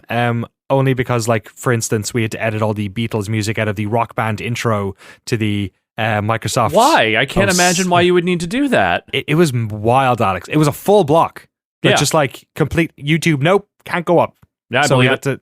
So that's up on archive. You can download the full version, and then we did a little bit of noise cancellation on the YouTube version as well, just to clean it up. But the idea is to go through all these tapes. It's probably going to take years. It's a lot of tapes. It's a lot of tapes. It's a lot of tapes. One of the things, the main thing I wanted to ask you almost is, like, how much physical space are we talking about? Did you have to rent a storage locker? Like, so they're in I can't see them because they're on the other side of this glass, this not transparent glass window. They filled a box truck, but not like one you'd use to move like not one that's like a tall box truck, like the U-Haul one that like is a little bit short, like that's still like a tiny 6.5 foot. Yeah. But a U-Haul was required. Okay, a U-Haul was required, and I packed it, and it was all in there. And also I might have gotten some tripods and some other things as well. But so there is a variety of formats of media there. I know you have beta, yes. You have mini DV, DVC Pro HD probably. Yes. DV Cam, HD Cam. Okay. Mini DV. Okay. VHS, not many, but okay. Some. Yeah, so thankfully most of them are in some sort of relatively high resolution, HD or HD adjacent format. Sure. The VHS ones are the hardest ones. Like the HD cam ones are a breeze. I've got all the players beside me here. HD cam player goes in, I STI to HDMI convert it, and it actually goes into like a what is it? Like a Ninja. Okay. Just like that. So I just recorded onto an Atmos drive. I pulled them off the sled. So that's actually pretty easy. The VHS stuff is harder because it involves deinterlacing, or how much do you do? And HDMI upscalers, I don't want to upscale anything because I want the rawest version of the tape. Let me tell you about capturing RF signal directly. Right. It's all very, there's been some stuff on archive that we've replaced already because I got some feedback from people saying you should do this and that and this. I think the purest example of everything you're talking about here, from historical value to, improving video quality and everything, is the Space World 2000 tech demo footage. You're right. And you clearly identified that because you straight up labeled it as such on YouTube, like highest quality ever seen on the internet. Because have you seen them? Like the versions that are online now are just like... I was a very cool college student. I was sitting there in the dorm in 2000 downloading like a shitty, 320 by 200 maybe QuickTime like .mov from GameSpot or IGN, like as that show was going on. Like I was, the day that shit got posted, I was like, oh my fucking God, look at this footage. But like those videos are like unwatchable, those are like useless. So they're like terrible. that's like real ass public service that you're doing with something like that, putting something like that out there in that high quality.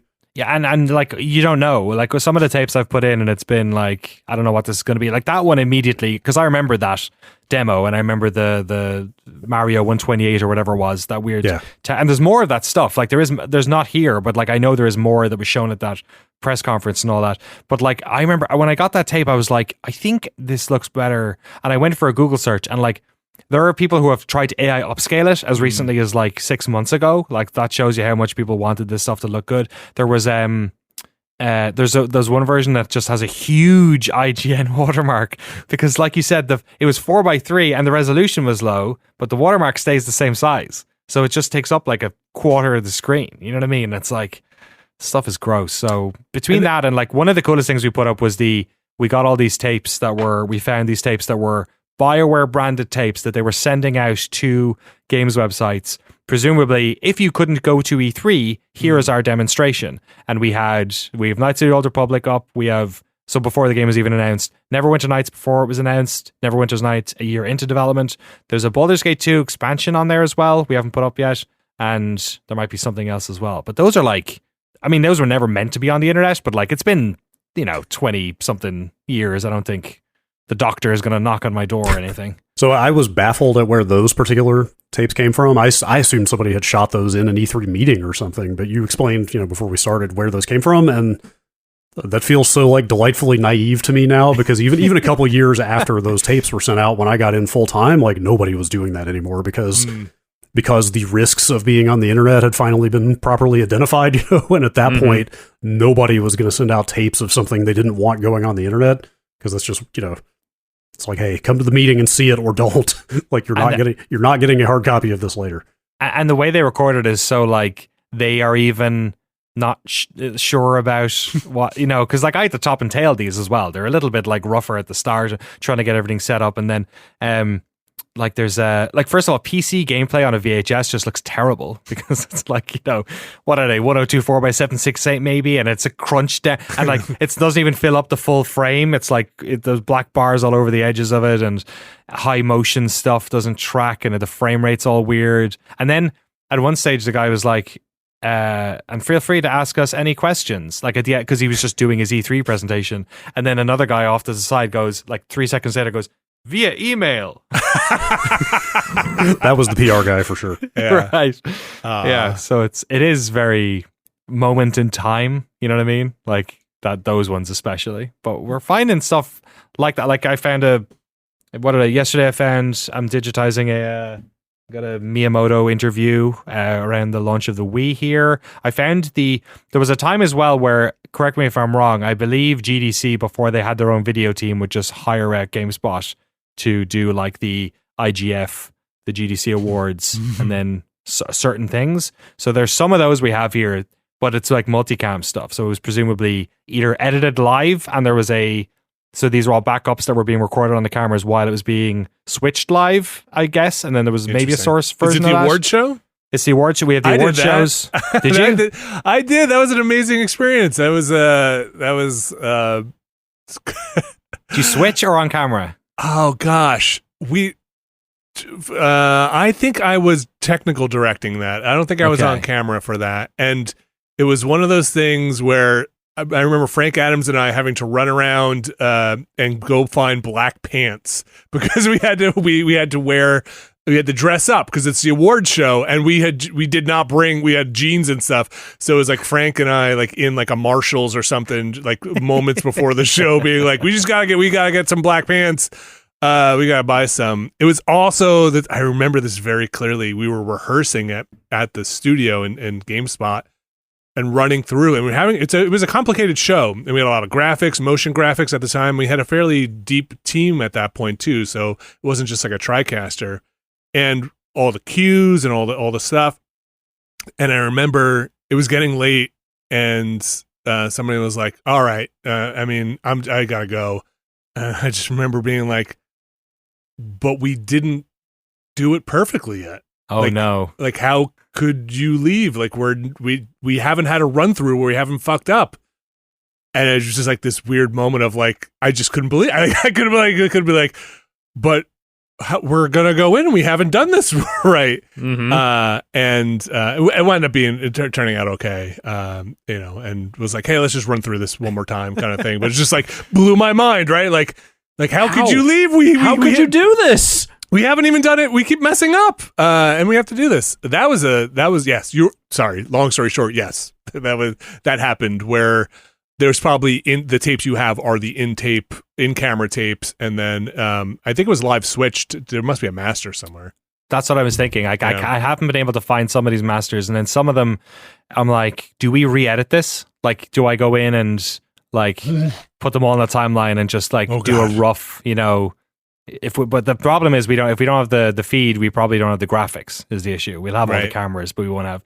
And then like there was one, for instance, I have the Miyamoto GDC, I want to say 09 keynote speech, and that was a similar situation where I bet it was a camera that was being fed into a TriCaster or something, or whatever you guys were using back then.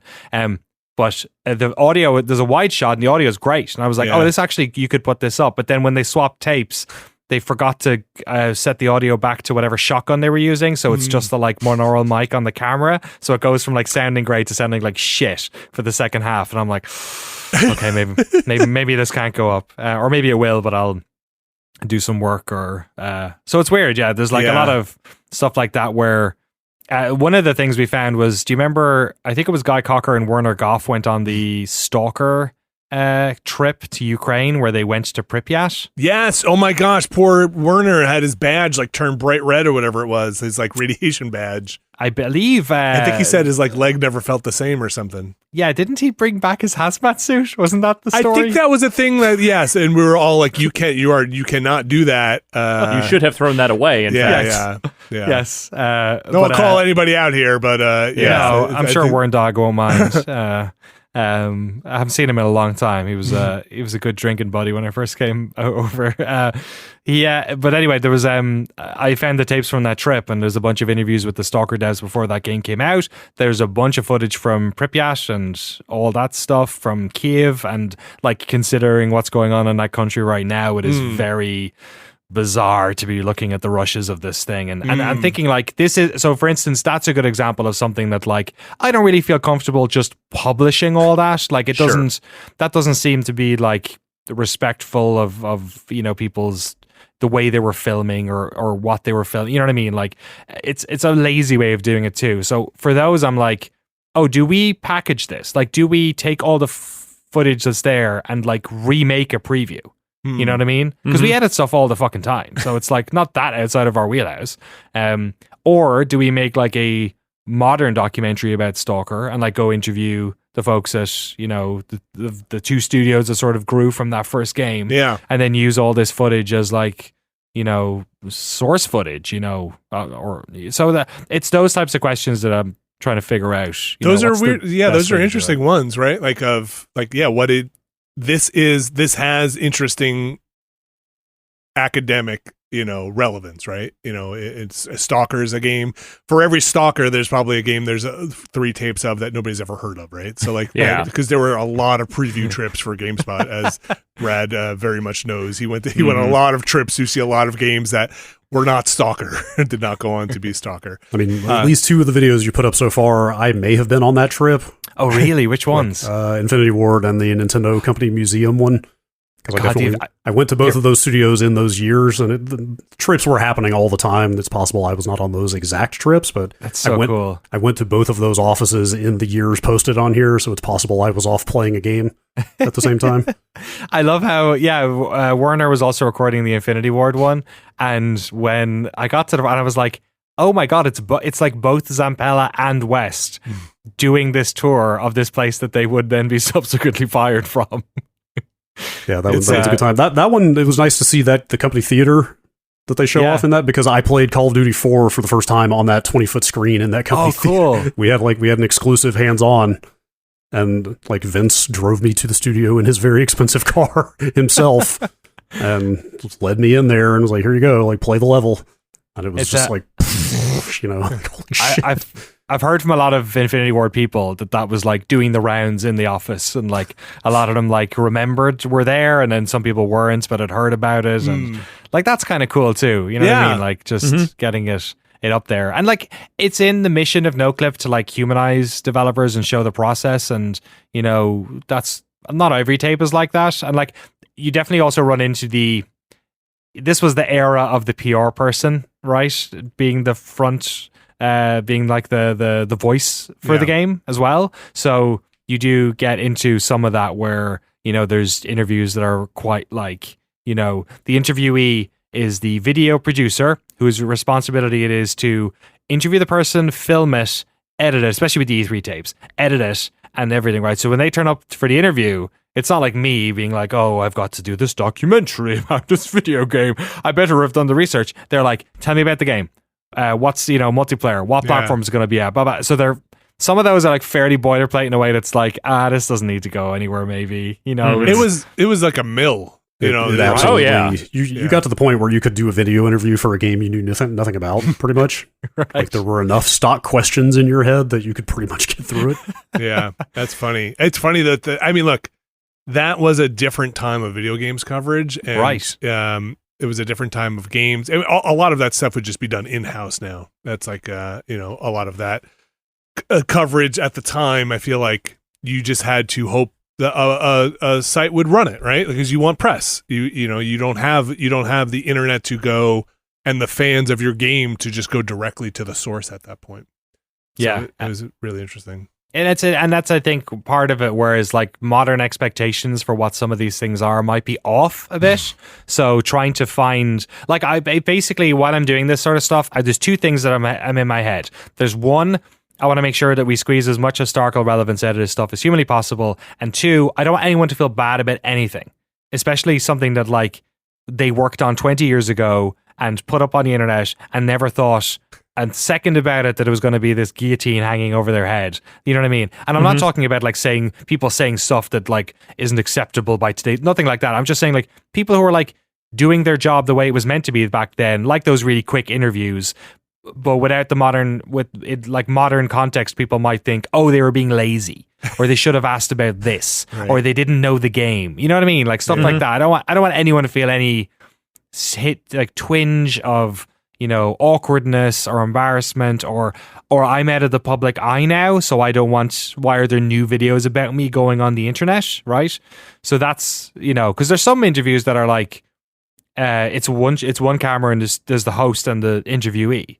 So like for those ones, I'm going to be reaching out to people and saying like, how do you feel about this going on the internet? Like, do you care or do you not care? And if they do, then, I even trimmed out, Ricardo was in the Nintendo tour. I actually cut him out of it. I didn't realize he was still in another shot. So I felt bad about that. I was like, should have got him out of that one.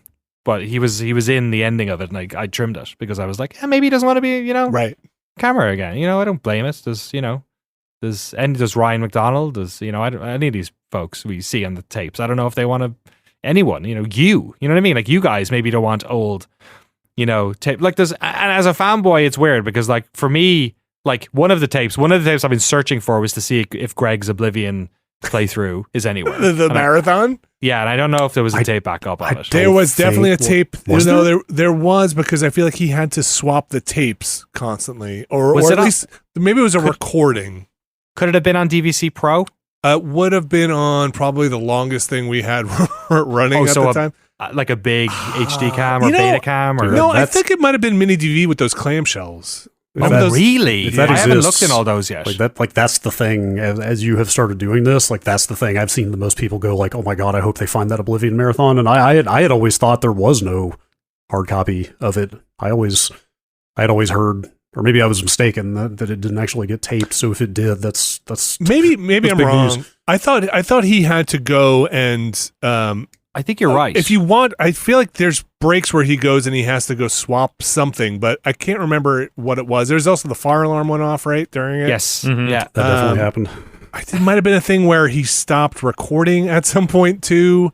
I could also be confusing it with, we did a thing at Giant Bomb with him that was like a long playthrough Yes, of where we had to swap tapes and was that Skyrim or That was something? Did you do? more- Or- It was. Was it- Oh, it was Skyrim. That's right. Was it 'cause Skyrim? We had Skyrim before it came out.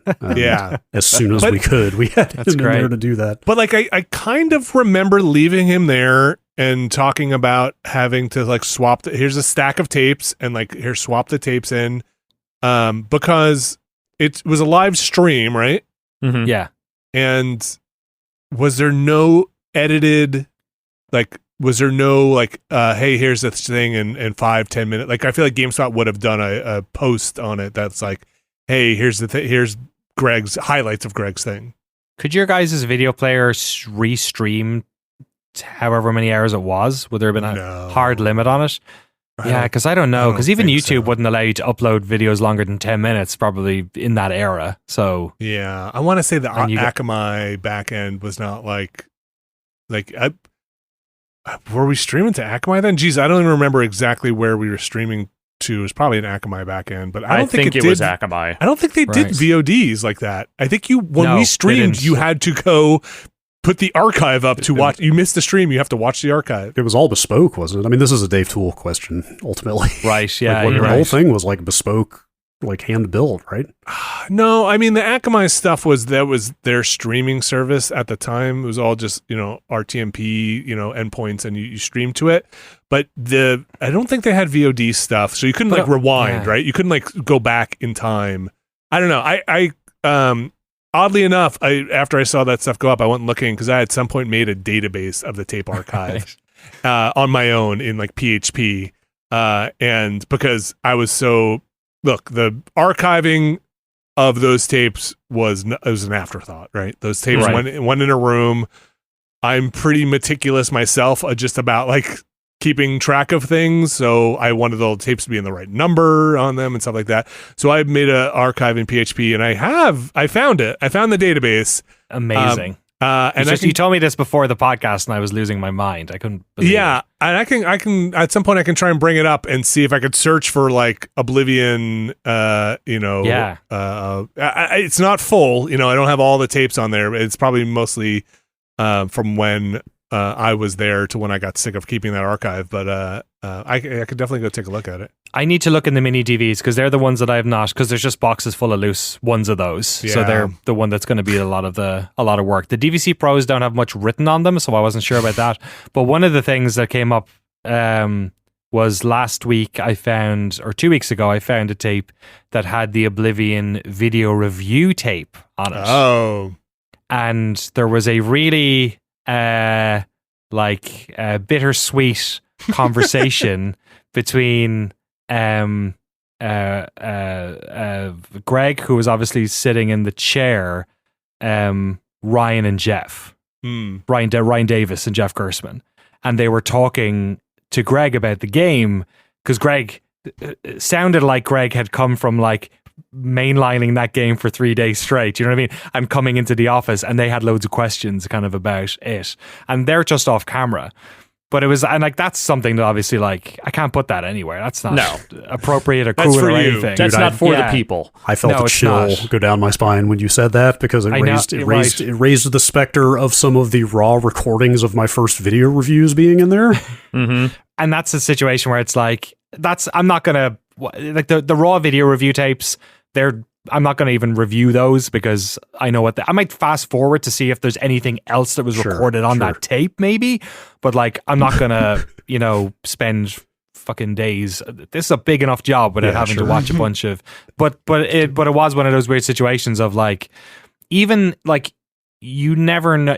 I have to be so delicate with this stuff because like you never know what you're doing that even in 10 years might actually be a problem. You know what I mean? Mm-hmm. So there's a fine line with some of that stuff. And I think you know it when you see it. And I think the one thing that makes me feel a little bit confident about that is the fact that I have the fanboy context for all this sort of stuff. I kind of know a decent amount of the grander context of some of this stuff. And then when I don't, I have all you lovely people that I can send a DM and ask, Sure. you know? Dude, if you think my published video reviews are bad, you should see the other 2 hours that didn't make it in. Right. Of stumbling over, not knowing what I'm talking about with no camera training. Yeah, you were young too, right? You were Yes. there. How old were you when you started GameSpot? I was 23. Right. 24? Yeah. 23. That's Alex, how long old were you when you 21. Right, God, you guys were Yeah. babies. I was just I had every time for the first several video, like a couple years of video reviews, video pieces that I got assigned, like I felt bad for the producer that was paired with me at some point, just getting fed up with me not being able to get the information out. Well, it's a different discipline, you know. Like we were hired as writers primarily, but you know, at least when I was brought in, there was definitely a discussion of okay, video reviews are a thing we do. You know, we have a presentation, we have a way of going about them. They had just started doing like the, you know, don't play this game, like kind of comedy videos a little bit before I got there. And, you know, I was brought in with the express notion of you're going to primarily be a writer. You're going to be writing a lot. That's going to be 80% of what you do here. But also, you know, our video thing is doing really well. You know, we want to get everyone on camera wherever we can. So it was very much like on the job training for that stuff for I think all of us, you know, like none of us came in with a, you know, broadcast pedigree. It was very much, you are learning how to do this because this is just part of the job, but we're actually not going to give you any training. In fact, actually, we're going to change this process at least 3 or 4 times while we're here. Sometimes you're going to write scripts. Sometimes you're going to go off the cuff. We got this teleprompter. You're going to try that now. Oh, God. So we learned how to do all that stuff, but it also was constantly in flux of like, what are you actually asking of us when it comes to these presentations? Fucking amateur hour. Yeah, totally. 100%. We turned goddamn it. amateur hour into gold is what I'm going to say, because I think that is a really hard thing to get socially awkward nerds to do well. Yeah. And I think that over time, just about all of us got pretty seasoned at it. I remember I think it was one of the first video reviews I was shooting there. I had to tell the person, I'm not going to say who it was, but I had to tell the person, like, do you want some water? You're making because they were doing a lot of no, just because they were very dry, like that, like and I was like, you know, very politely, kind of like, yeah, 6 exactly. Like, do you need some water or something like that? Do you want to take a break? Because I had come out of like very clean audio, very, you know, my previous jobs, like, hey, you know, this has to be perfect. You know, we're gonna trim the hell out of this thing, and you know, you would have a producer behind you being like, stop. Do it again. There was like a tiny lip smack, and like that was not the case here, which was just like get through it. You have exactly an hour to finish this, so let's just go. And this has to be up in an hour. So like you know, you're filming it, and and rendering's going to take an hour. Yeah, right. Exactly. Uploading is going to take an hour if you're lucky. I have bad news for you, Danny. I did a quick search of a text drop of that database. I could not find anything that said Oblivion Marathon. The only thing I could find was a Super Paper Mario Marathon that is like 4 tapes, but I don't remember what that is. Dude, I have a vivid memory of the morning after that stream. Of the Greg one? Who was on it? Of the Oblivion stream. Oh, yeah. I have a vivid memory of Vince Brody coming in the office and just like exuberant walking down the hall going like, when's the next one? Let's go get San Andreas. Let's fire it up. Let's go. Because it had done like so much better numbers than anybody. Because who the fuck thought somebody wanted to watch 12 hours of somebody playing a video game? Oh, isn't that so wild? In 2006. Yes. And then the business people saw how it did, and they were like, fucking, let's go. Yes. It was all our fault. And like kudos to Greg for doing it. I mean, that was a huge. He was a champ through that thing. It was like. That's a pioneer right there of not only like, what was it, 12 hours, I think? It was 12 hours. Not only was it 12 hours, it was 12 hours overnight after I think he had worked an entire day already. Yes. He just kept going. And he was going to review that, and also they turned the AC off in that place. You know, Oh Yes, my they god, did. at nighttime. Oh yeah. no. So like, That was a very hot, sticky office when that AC went off. I slept there for a week once when I was in between apartments. ugh, Yeah. I wouldn't want to do that for Well, one day. Look, they had good showers in that building. I had to use them. that is On true. occasion They did have myself. facilities. Had that vending machine up on the 5th floor that had like meals in it. You could Uh-huh. get and Yeah. it's you could get as well. It's the little ice cream sandwiches. Yeah. The only Not time- little about them. The only time I slept in the office was my birthday weekend, the year the PS3 came out, because it came out on my birthday weekend. So I had to come into the office and review a bunch of PS3 games on the weekend. And I was like, you know what? I'm not going to drive back to Petaluma. I'm just going to sleep here on Saturday night. And I did. I spent the entire goddamn weekend in the office doing that. I also spent the previous birthday weekend in the office doing the 360 launch. And I did not sleep there that time. And you know what? I actually probably should have just gone back to Petaluma because I felt like fucking shit on Sunday after sleeping on that couch. I had spent enough time sleeping in that office to know that I could always turn that corner to find Matt Rory also sleeping in that office, doing a game guide. If I ever got lonely, just go find Matt Rory, who would be He's in there. awake and like totally up, working on some horrible game guide. I'm sure he'd had enough Red Bulls that sleep was not an option. What do you know? What year that Oblivion thing would have been? Like, 06. what 06? So I think it was right around launch. So I think my archive probably won't have that, unfortunately, because I'm looking here and a lot of it starts around 07. So Okay. Okay. There is hope. there is hope for it. It doesn't mean it's not there. There is hope. And I'm curious, like my vague, cloudy memory, and everybody listening to this knows my memory is the worst, is it, I think it was supposed to be archived and then like the tapes stopped getting switched at something. Because I do remember watching some of it and Greg having to get up and be like, sorry, I got to take a break, got to switch the tape, you know, every hour, because it was like every hour you had to go switch it or whatever. Yeah, if it's mini DV especially, those things don't run very long. So it is also very possible at some point, and this wasn't me because I to a fault, I have a problem with this stuff, but those tapes started getting recycled and recorded over at some point, especially the mini DV ones. Yeah. Because, you know, we were buying them by the crate. You know, they were that was a cost. So I know I have lots of crates of them in my possession right there. yeah. So at some point we're like, do we need this thing that nobody wants anymore? Right. And they got re-recorded over. So there was a recycling. Understandable. It's amazing any of this stuff is around. And look, it can go in a land. I mean, I'm not going to throw it in a landfill. We'll keep it in a storage locker just in case for the end of time. But yeah, I think it's just cool that, like, I was talking to Jeff about this as well, that, like, I think it's really cool, like, for them to have gotten to this stage, they needed people to have given a shit over the course of 2 decades. Given a shit to not throw the tapes in the trash in the first place, like, when they were done with them.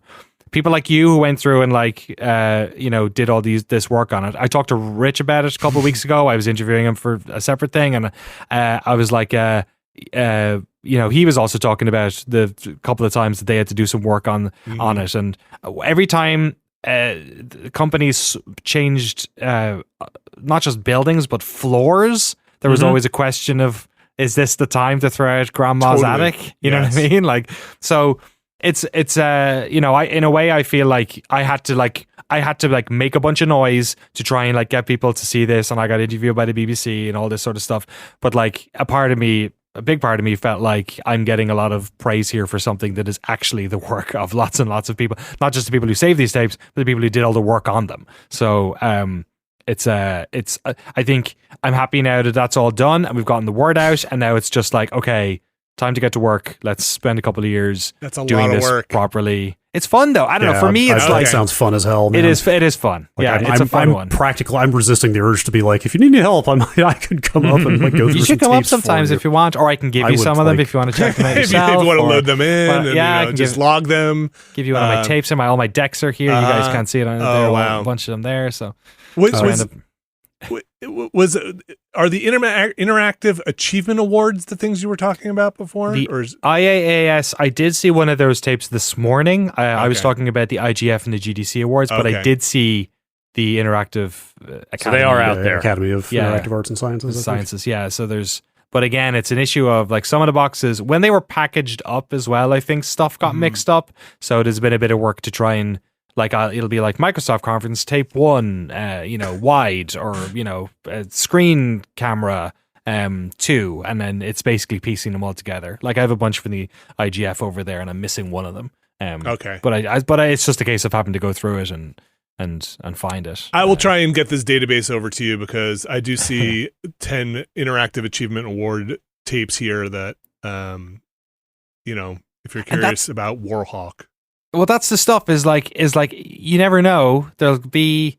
I think about this with like all the episodes of On the Spot. Like that stuff was really well preserved.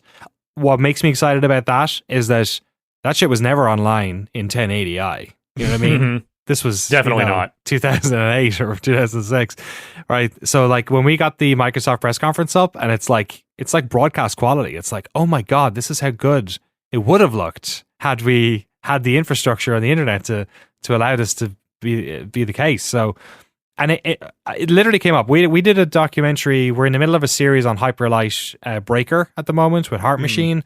And the first interview we did, the first episode, we interviewed Leslie Matheson, who is a producer, and she has like an incredible like Moby Games page. Her CV is like she was one of the founders who made Ratchet and Clank. She worked on all these awesome games, and I was looking through archives to see if I could find her anywhere, and the only one I found was an interview with Rich on the Spot. That was somebody in the GameSpot community had preserved and put on the spot. On the spot. Sorry, I didn't mean to interrupt. Sorry, I should dye my eyebrow. Yeah, there you go. Yeah. And it was there, but it was terrible quality. We ended up using it in the cut, but I used like 3 seconds of it as B-roll with no audio. Okay. If I had the interview, then it becomes source that we could actually weave into the story. And I'm thinking about all of the people who sat on that couch over the years and all of the interviews, and that stuff I think is going to be super like cool to have up. I'm excited about that. Or at least for you to share with a small circle of people that can laugh at it and be like, remember this? And then be like, I'm going to close this document here because I keep just scrolling it. But if I'm going to put this bug in your ear for you to find, and again, share with a small circle of people. But I have a tape here labeled. It says it's 0772. It's an HD cam tape, and it just says G.A.M.E. Oh, I want to check that out. Capoeira performance. I definitely want to check that out. Oh my god! So if you find the capoeira performance from game, do you know what is GAME? It's the Games and Music Experience. One of the many follies that the folks at GameSpot undertook. The Moscone event with the lowriders. That was the GameSpot's going to do its own physical event. Not a trade show exactly, but it's an experience. Wow! It is. Is there a number on it? I really have to get this into a database form because right now it's just in like raw PHP, SQL or whatever. Yeah, exactly. My two missions for you are to find that capoeira performance and also find the highest definition version you can of that Grandma's Boy cast interview that Rich had to do. I don't remember that Grandma's Boy, the movie? The movie. Yes, the cast of that movie minus Adam Sandler was at that thing. Well, Sandler wasn't in that movie. He was just all his... I think he might have had a cameo, but his friends were just all the guys in that movie. Right, yes. Okay, I'm going to say 2 words to you, and you guys have to imagine what this tape is. I saw it written on the tape, and I was like, well, I got to fucking watch this. And it's brilliant. But I found one tape that had Ludicrous Dog Patch written on it. Okay. Well, Dog Patch is definitely the venue. Dog Patch Studios, common. I think that's where they did all the backyard wrestling events. Is that true? So I figured it was like something somewhere in the Dog Patch. I didn't know about that venue, I guess. Yes. But then when I saw the tape, I saw the venue. It was a PlayStation 3 like launch eventy type thing. Okay. And Ludacris turns up and does like a set, and a bunch of it's recorded, and it's very, very silly. That's great. I think Dog Patch is where I interviewed ICP. Oh my god, that sounds right. Backyard wrestling. You might be able to find that footage in there. 100%. That was backyard wrestling. Oh, I can't wait. That was backyard wrestling. Absolutely. Do I have your permission? And Andrew WK. I interviewed Andrew WK and ICP at the same event. Can I put that on the internet? Oh, let's if I find it. Let's see what it looks like first. Yeah. I'll screen it. First right of refusal. I remember Andrew WK was like very sick and still like the most gracious, like friendly, like showed up for the interview despite feeling awful. He was great. He's that dude. Yeah.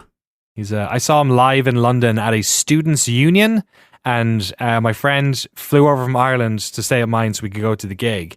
And like, I don't know, maybe 50, 60 people were at the gig. The guy who started for him was a dude who had a flower pot over his head with a huge flower, and all he did was scream into a microphone, which then went into like a synthesizer, and he'd just like play music on it. And then Andrew WK, for most of the event, the entire crowd was on the stage because it was like 50 or 60 people. Right. And he did like 90 minutes.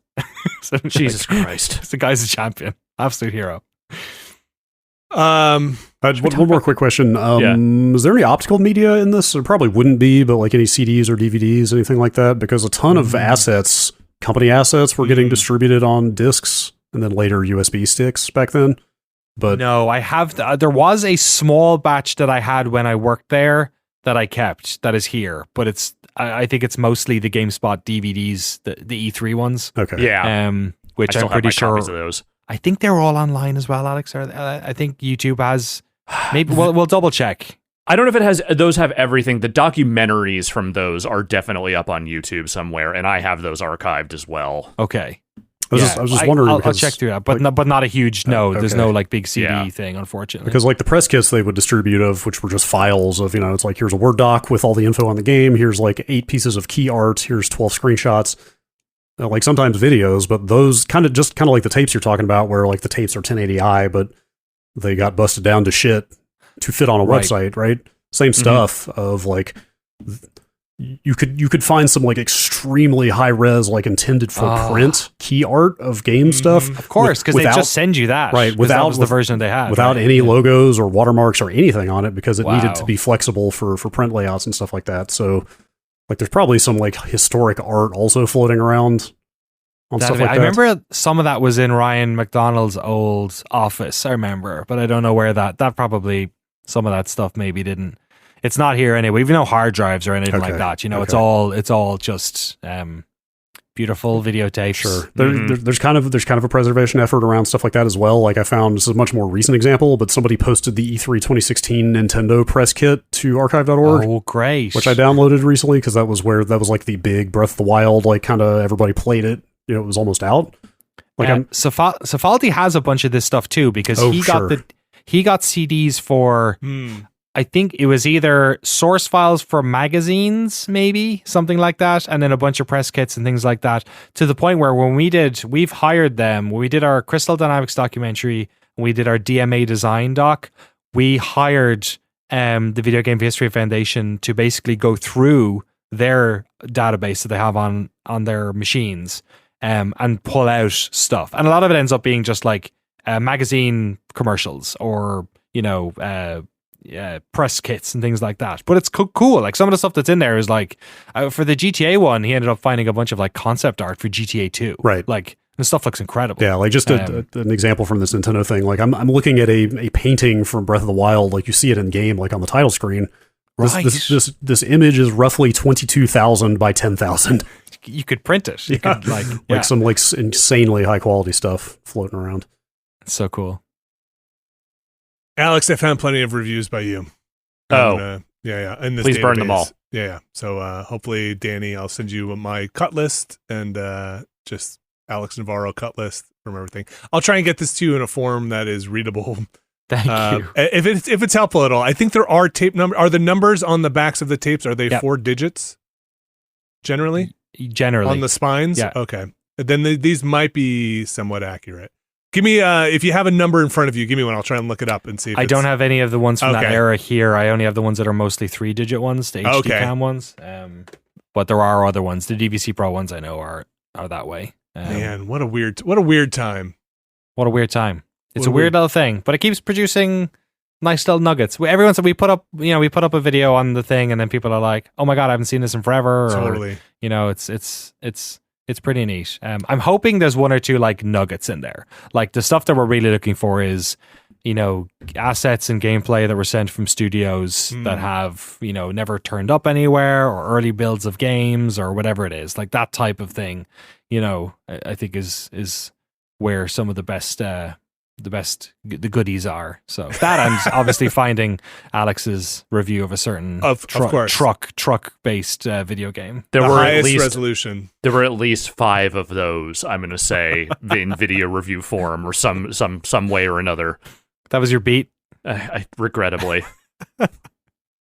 It's so funny to have those. My last thought on this is it's so funny to have someone look at that stuff as an asset in the kind of sentimental history. Yes, history. Right. When you're in it and working and you chuck that thing into a box raw and you're like, I'm fucking going home. Yeah. You're like, I am so done with this work. Like, I'm tired and just like, I don't care where this goes ever. And you understand how the code to Icewind Dale gets lost. Right. You're tired by the end. It's funny how like it's actually made me start to look a bit differently at the way that we retain or archive our stuff, because we keep everything. And we have some extended, features and interviews, for instance, that we give out to patrons. One of the ones we have is like the uncut interview we did with Todd Howard when we went to do the history of Bethesda. And it's like 90 minutes more maybe of, which we used like, I don't know, of him maybe 15, 20 minutes or something. Like, should that be something we put up? You know what I mean? Like, maybe, because it's very watchable, the whole thing. It's full of historical relevance, and we have loads of that stuff. We have assets that got sent to us. We published some of them, like the Doom 2016 footage we put out there.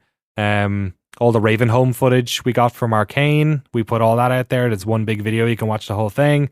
No watermark, you know what I mean? It's all there. So like, but we have other stuff, that eventually that's going to be historic. Time just makes it historical, and then it's okay to put on the internet. So I don't know, maybe when we turn 10 we'll put up a huge cache of our stuff as well, or something like that. Yeah, I think 25 years is the minimum, so okay. You gotta wait a little while.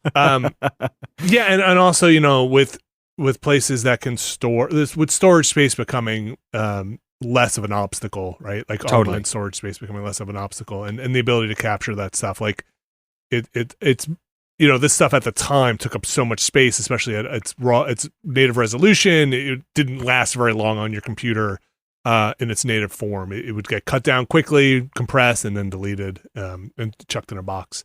Yeah, that stuff's awesome. To those people watching it out there, I know everybody listening to this watching it out there, I was watching the Nintendo thing and I saw some comments being like, why is this camera person just kind of like zooming in and focusing and trying to get all these shots of the logo, and like, why are they? And it basically, one person was like, this is a weird way for the camera person to archive this, thing, right? To shoot like this tour of the Nintendo shop, the kind of it was specifically the employee store stuff.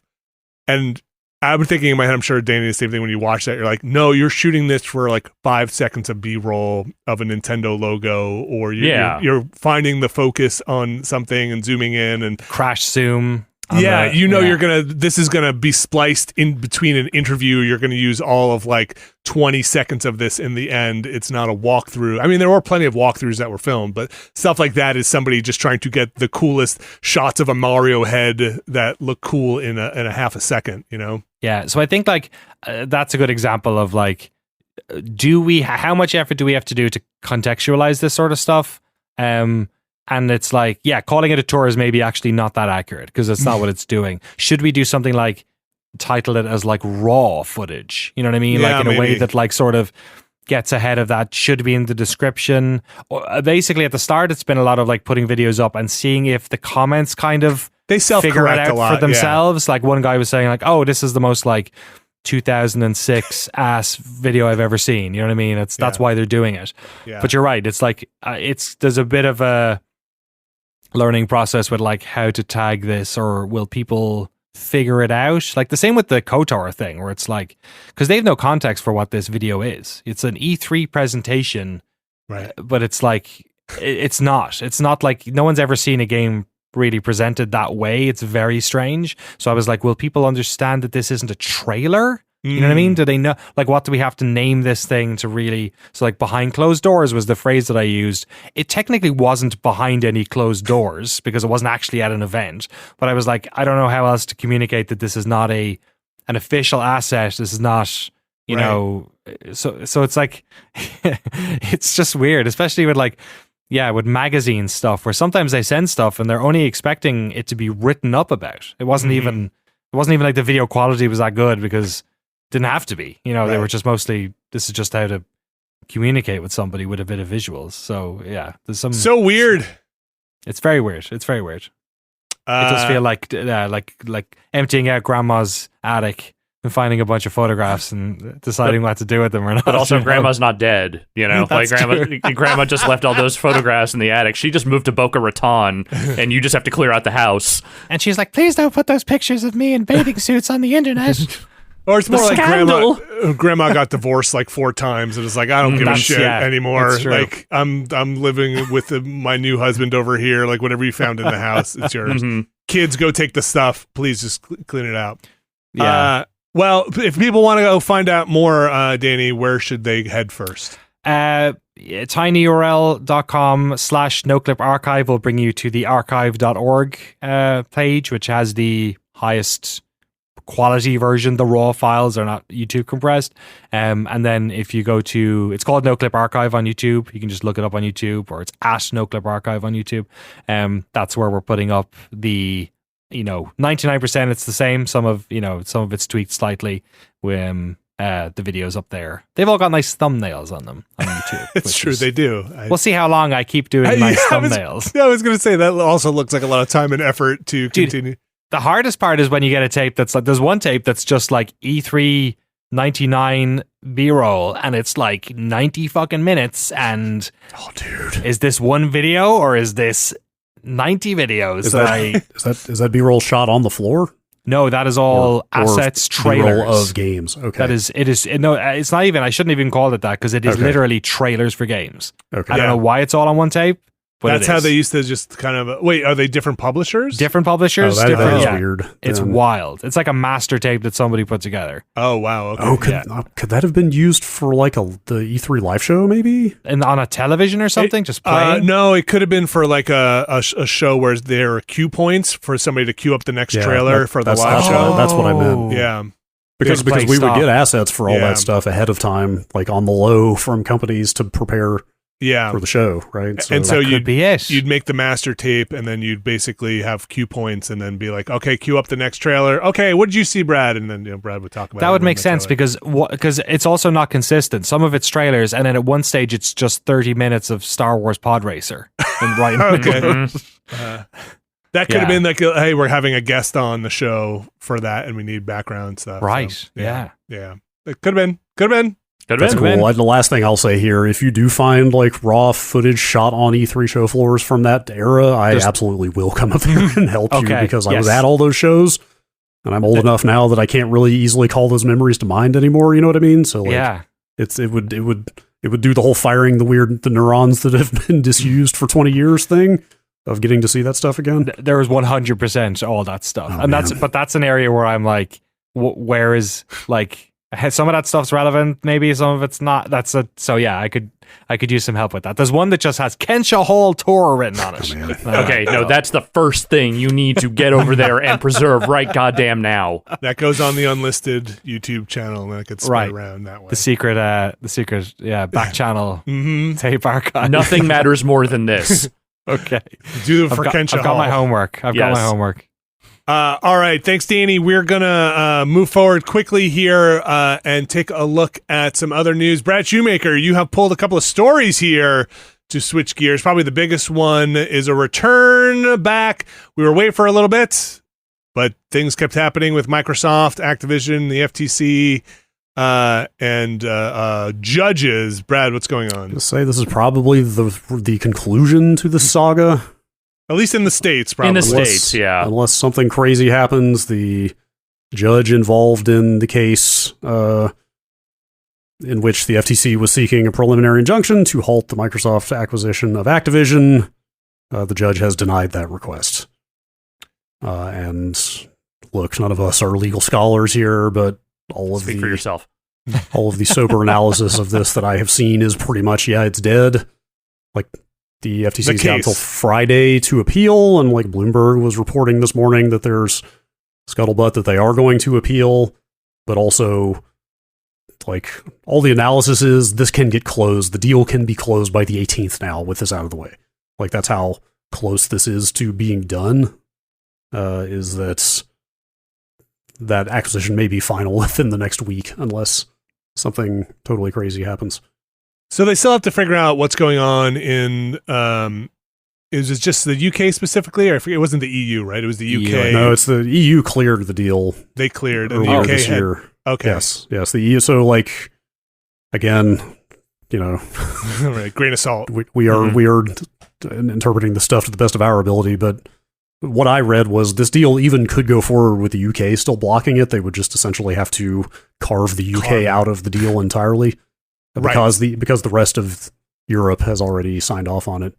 Like the CMA, which is the kind of equivalent in the UK, equivalent regulator, very quickly after this decision came down, more or less said, like, we're pausing our own efforts to block this. Although now, a day later, there's reporting that or it's not even reporting, they put out a statement saying, like, that there may be a new investigation into the merger if the terms of the deal change, I believe is what they're saying. Like, essentially, if the deal is restructured in any way, that can give them cause for a new investigation. But is that actually going to happen? Is that saber rattling? I don't know. I think this deal is probably done.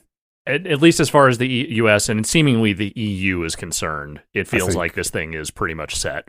I think this is going to happen in short order unless something truly insane happens.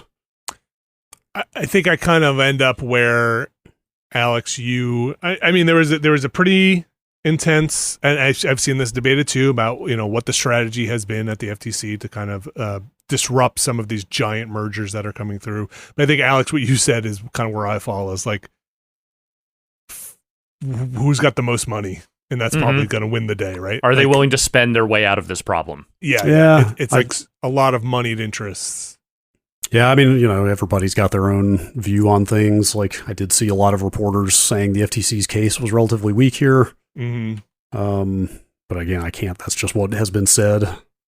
I certainly can't lend any opinion there.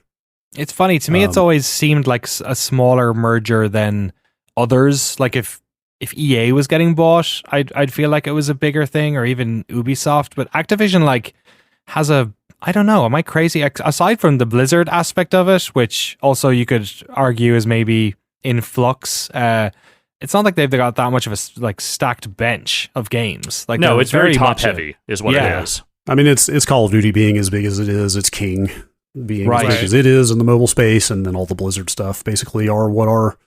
Obviously, it's not Tony Hawk or the wreck of the Guitar Hero IP that is causing an issue here. Some of the interesting stuff I've heard from the dev world is, like, there's a lot of, I've heard from people who are within the Activision umbrella sort of waiting and hoping for this to go through, and hoping that with it comes, like, the sort of security of Microsoft and maybe some changes in culture at the executive level, that type of thing. So it seems like, at least within Activision, folks are hoping it happen, at least on the shop floor. That's interesting to hear, because that's kind of where I have fallen on this as well. Is that, obviously, like, broad scale consolidation is bad in general, but in this specific case, it's kind of hard to see anybody doing a worse job running Activision than the current leadership has done. So yes, like, there's a whole bunch of other paths, maybe splitting up Activision, or kind of breaking things apart, or making Microsoft kind of break things apart.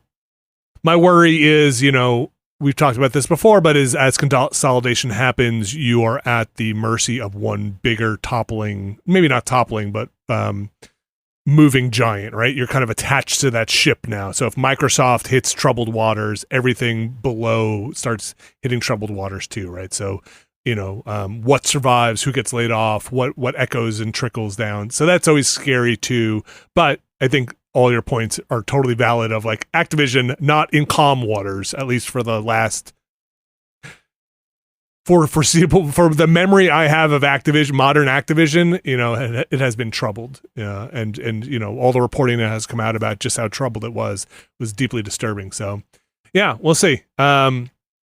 If this goes through, I think there's going to be a real. This is the biggest one, right, in our space, and is it the biggest one in U.S. It's the big history? one. Period. Yeah, it's the biggest. Yeah. So I think some of the analysis I've seen is like time and place stuff for the FTC to really make their case. I think this is one of them to try, and I saw the same analysis, Brad, of like maybe it was a weaker case than it should have been, or they didn't have the goods on that one. But like, man, I mean, if they keep getting bigger, we will wind up in the like 5 megacorps fighting it all out in the end, because that's we are definitely going to end up there at some point. That's a lot. So I can't believe Epic was one of them. I wasn't expecting that at all, to be one of the 5 companies.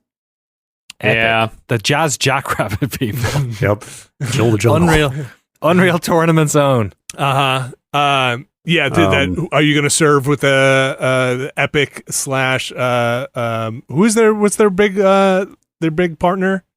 Tencent Are they owns like 40%, if that's what you mean. Yeah. So are you going to join with that army when it comes down to the corporal wars? Yeah, because they've got the Redeemer. It's a fucking nuclear missile. True. Fair point. Microsoft's got the BFG though. Oh yeah, that's true.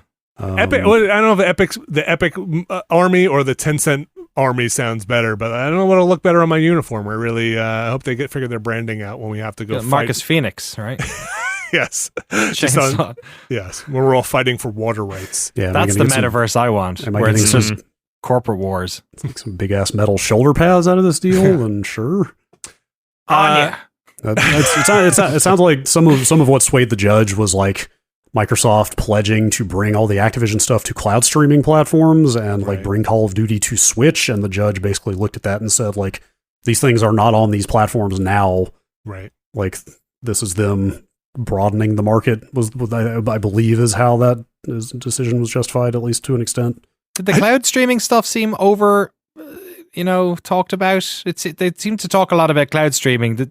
Is cloud streaming a thing anymore, or is it going to be? Well, the UK regulatory commission certainly seem to think it is. Yeah, I think live services and streaming, I think it's going to keep going forward. I mean, if you want to make the distinction between GameSpot Live and cloud streaming, that's a real distinction there. One's service for games locally too, but I think those are going to merge and move forward. I think personally, and be a bigger player. Like I don't know. I mean, Danny, you might not have a console in 10 years. You might just be you have an app, right? It's very possible. Here in the States, we have a lot of infrastructure to do with internet, and also around the world before I think somebody abandons the console entirely. But I think that's fair to bring up as forward looking and a danger. I guess if it's forward future, future thinking, maybe. Yeah. Some of the other things I saw, Brad, too, were interesting to see from us covering this was like, with the judge, like acknowledging the Switch is part of the console, like a weird aspect of this is like legal perspectives on, is the Nintendo Switch a video game console or is it not? Is the PC a video game? PC is not. The Switch PC is. Not. Yeah, PC is not. The Switch is, and those things were just kind of interesting to be like, okay, this is some System Wars level shit going on here in a courtroom. They never ended. Yeah. Another aspect of this I picked up on as there was a lot to follow here, but another thing that seemed to help sway the judge was some of Sony's arguments about this being anti-competitive were undermined in the judge's eyes by Sony's own extensive history of paying for third-party exclusives. Right. Yeah. As another kind of data points. So yeah. And look, it probably shouldn't be overstated. We are in an atmosphere of mergers, right? This is kind of you're bucking the trend by trying to disrupt this merger. The kind of momentum is more in the merger's favor. So business wise. But yeah, not the last we will probably have of this, but I feel like I'm with you guys, and this seems kind of inevitable at this point then. Brad, a Black Panther game. Yes.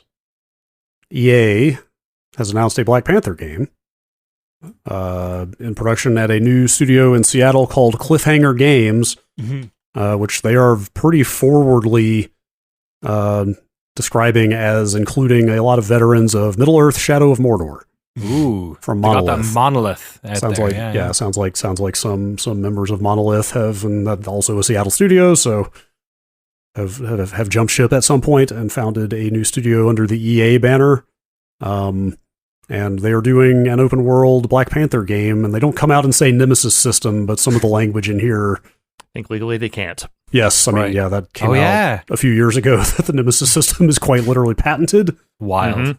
But we're dedicated to delivering fans a definitive and authentic Black Panther experience, giving them more agency and control over their narrative than they have ever experienced in a story-driven video game. I think EA described it as having a reactive world. Sure. So yeah, I just looked up Michael de Platter on Twitter, who is the creative lead on Shadow of War and Shadows of Mordor, and he did retweet this Cliff Armor Games thing, and he says he's currently at EA. Okay. So there you go. He's probably working on this then, I imagine. Yes, the lead on this is Kevin Stevens, who was the studio head of Monolith during Shadow of Mordor. So yeah, Still, I mean, still early. Still Sounds like it's like we don't know much of anything yet. But years away. I don't think they really showed any footage of anything specific yet. But yeah, like people pushing forward in that space, that kind of dynamic narrative stuff. and also the Marvel space. Real bummer that it's been almost a decade since Shadow of Mordor came out, and not a whole lot else has happened with that concept. Mm-hmm. So this is pretty exciting to see. Moving on to Digital Eclipse's next, I don't know, next celebration of a... Putting your ass out of business, Danny. Yeah, I know. Drew is A2 Brute, Drew Scanlon. No, this stuff sounds great for a game that I loved growing up, and I will continue to call... how do you pronounce it? I used to say Karateka. Karateka. I know some people say Karateka. I said Karateka. I played it on the Commodore 64, and I loved it, even though it was incredibly hard. I've never played Karateka. I did not grow up with it, and yet I am also very interested in this thing, which I think is just like a testament to how powerful this stuff can be, right? Mm-hmm. Yes, Digital Eclipse, makers of Atari 50, have essentially franchised that concept now with the Gold Master series, which is a pretty good title for a line of these things. And yeah, they're starting with Karateka. The product is called The Making of Karateka, and they seem to have access to like a kind of ridiculous amount of material on this thing. If ever there was a developer to work with, though, who could give you access, because Jordan Mechner is insanely... like he kept everything. That book on Prince of Persia came out a couple of years ago, and it's his diary of like when he was making that game. Yeah, I mean there are shots in the trailer. Oh, I'm sorry. No. Like you're probably going to allude to it, like all the tapes he kept. Yeah, so there are shots of like notebook paper in this with drawings and notes from the time that he made. Like there's footage in here of his dad climbing on a car. Like the footage they used to rotoscope the graphics is in here, and I believe you can like jog the game graphics over the footage in this and see exactly frame by frame how it was rotoscoped. Like every version of the game ever released is on here. They've remade a new version of the game for this as well. They've got Mechner's previous 2 games before Karateka. Also, he was a college student when he made Karateka. Yeah, because he was young when he made Prince of Persia. Yeah. That was after it. Yeah, but apparently he made 2 games before Karateka, and those are both on here as well. Neat. It's awesome. It is great that this is continuing to happen. I did reach out to one Drew Scanlon when I saw this story on the rundown for a quote, and he sent me back. He says, where does his part that I can actually read aloud say? Just read all of it. It's cool to do a project with the approach of Atari 50, but not necessarily at that scale, since not everything is going to be like that. There are so many stories that are of a similar scope to Karateka that deserve a deep dive, which is why we created the Gold Master Series label. We want to make a whole line of these, But for Karateka in particular, I'm mostly just excited for people to find out how awesome Jordan Mechner's dad is, Francis. He contributed to the game in some really big ways that should make him a de facto video game pioneer, but nobody knows about him. 100%. Like there's footage of Jordan and his father in this trailer. I got to talk to Chris Kohler about this stuff recently as well, and yeah, I guess his dad, if I did the math right, would have been like in his 50s when this game got made, but his dad did the music for this thing. His dad acted as the rotoscope model, like his 50 something year old dad in the early 80s was like deeply involved in the production of this game. It's awesome. He's still alive at 92, I think. Wow. Damn. Good stuff. Yeah, it's awesome. Those DE of like the Atari 50 collection was just such a dream to see. Like you were saying earlier about like would it be great if studios recorded their own documentaries? Like this is actually the way to do it, which is like, oh man, you get to like play the game and play the documentary. Like when I realized that's what Atari 50 was, I was instantly way more interested, because one of the things about those classic games is like devoid of context, they're not as interesting. But once you like get a bit of a flavor of the import that they had at the time, playing them is more fun because you get it. You're like, oh, this is an important game. And like, this is what it was doing that was new. Which is pretty cool. I should also mention Digital Eclipse used to be our landlords, and the office that they're in now was the old Noclip offices, which is pretty cool. So we went over and met a bunch of them. I hadn't seen Mike Micah since before COVID, and I was over there a couple of months ago checking in on them. The Video Game History Foundation is there as well. Frank Cifaldi has his own thing. So it's a cool place to go to because it's just a bunch of people who really give a shit about the history of games and are doing it in like different ways. And the place where they record all the interviews downstairs is where we used to record all of our stuff before COVID had us out of there. So it's cool. It's a cool spot. Cool spot. I'm glad they're moving forward with this type of historical compilation. Yeah, it's interactive in a way that games need to be interactive, I think, sometimes to really get that full effect. Yeah. Speaking of video games and its history and what will be remembered and what will not, Brad, this last story here about Yuji Naka. Sometimes the past catches up with you. Yuji Naka sentenced to prison. For Balan Wonderworld. The audience has to cry. They finally got him. Finally, the game's so bad. Someone had to be punished. No, this is the result of the couple of insider trading arrests of his that we've talked about before. It's 2.5 years, but it is a suspended sentence, so he's not actually going to serve jail time unless he offends again. Within I believe it's a 4-year window. He must be stopped. 3 strikes, you're out on insider trading. He is being fined $1.2 million, though. Ugh. Yeah, that's no small sum. I hope he. I don't think Balan Wonderland's gonna pay for that. This whole thing is just a bummer. Yeah, like it's a bummer. I mean, it is, but also, what the fuck was he doing? I don't know. No, nothing good. What the fuck was that dude doing? He's the man created Sonic the Hedgehog, though. But he couldn't run that fast, apparently. He couldn't escape the law. Oh, my God. Oh, my God. He got blast processed into jail. That underwater music came on, and he was like, shit, I gotta find an air bubble. Gotta flush the money down the toilet. Yeah, it's just a bummer. Do you think Square Enix knew about this, like, at the kind of around the time he left? I don't know. I don't know. I mean, it seemed like all the strife between him and Square was over the way that Balan Wonderworld went. He claimed that he was taken off the project before it came out, which is why he sued them. 6 months before, yeah. It sounds like, yeah. Yeah, so I don't know if they knew anything about this or what exactly went on there. Yeah, all right. Well, it's pretty inauspicious fate for a fairly significant figure in the history of video games. I think that's what's kind of depressing about it. Especially that and Balan Wonderworld, right? Like this is the legacy you're leaving behind. That's just kind of a bummer. I think that's going to do it for the news, and that's probably going to do it for this podcast.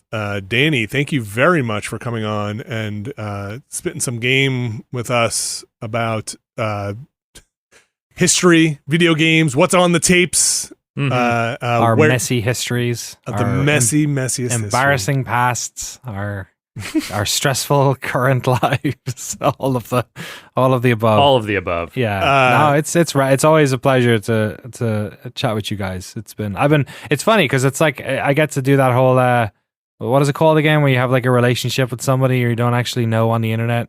Parasocial. I get to do that with like people I actually know now. You know what I mean? Do you do that? Does that apparently like listening to Nextlander podcast? I think I've talked to you like I haven't talked to Brad and Alex in a long time. I talk to you infrequently, once every 9 months maybe or something. So it's like, but I always feel like I'm in touch because I'm listening to you motherfuckers every week. You know what I mean? It's the same old Games Press thing of like, I don't hang out with any of my friends in San Francisco. I only hang out with them when we're all out of town at a trade show. Exactly, right. Yeah. That was my decision making of like, do I go to E3 this year? And it's like, I ended up not going because me and Drew went to a NASCAR race instead, which maybe says a lot about where I am professionally. I don't know. He told me about that and it sounded awesome. It was great. We had a great time. Yeah. Got an absolute blast. Good. But that was the reason, was like, haven't seen anyone in a while, but you know. Well, it was great to see you now. Or for the audience to hear from you. Again, Noclip over. I'm going to assume people should go check out the Patreon first and then figure out where everything else is from there. Sure, why not? Patreon.com/Noclip. Type Noclip in the internet. You'll either get us or you'll get that one backroom level, which apparently it's like a creepypasta. You know, the backrooms, that whole weird like liminal spaces, videos of like offices, like people crawling through weird infinite offices, and then you like go under a desk and then you're in a big swimming pool. It's all like CG shit, but it became a creepypasta. But there's one of them that's called Noclip. So we just have these like 12-year-olds pop up in our Discord sometimes who are like, how do I get to the next step? Like, no, dear. It's just you just go delete. No, you don't. You're not like, it's in the $5 tier. Just all your questions will be answered. Should do a documentary on it, is what you're telling me. Yeah, that's right. Do a Absolutely. documentary. Wow, a documentary on Noclip documentary. Yeah. Where does it end? Like you said, everything you do now has to be converted into content. That's Absolutely. Right. That's right. That's the life we live. We have a bunch of stuff going up on the site.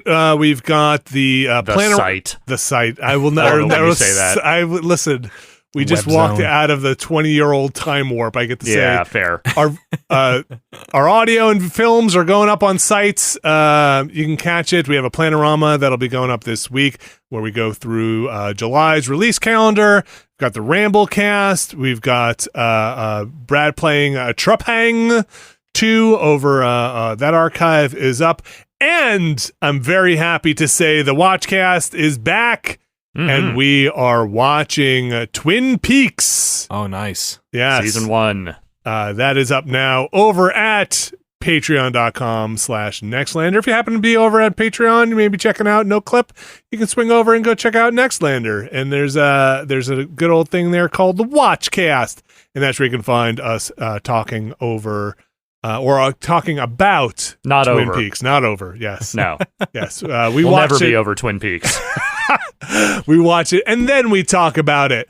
Yes. Over at the Patreon, there is one tier there that gets their names read on this here show. It is the Mysterious Benefactors tier. Alex Navarro, can you read our Mysterious Benefactors for this week?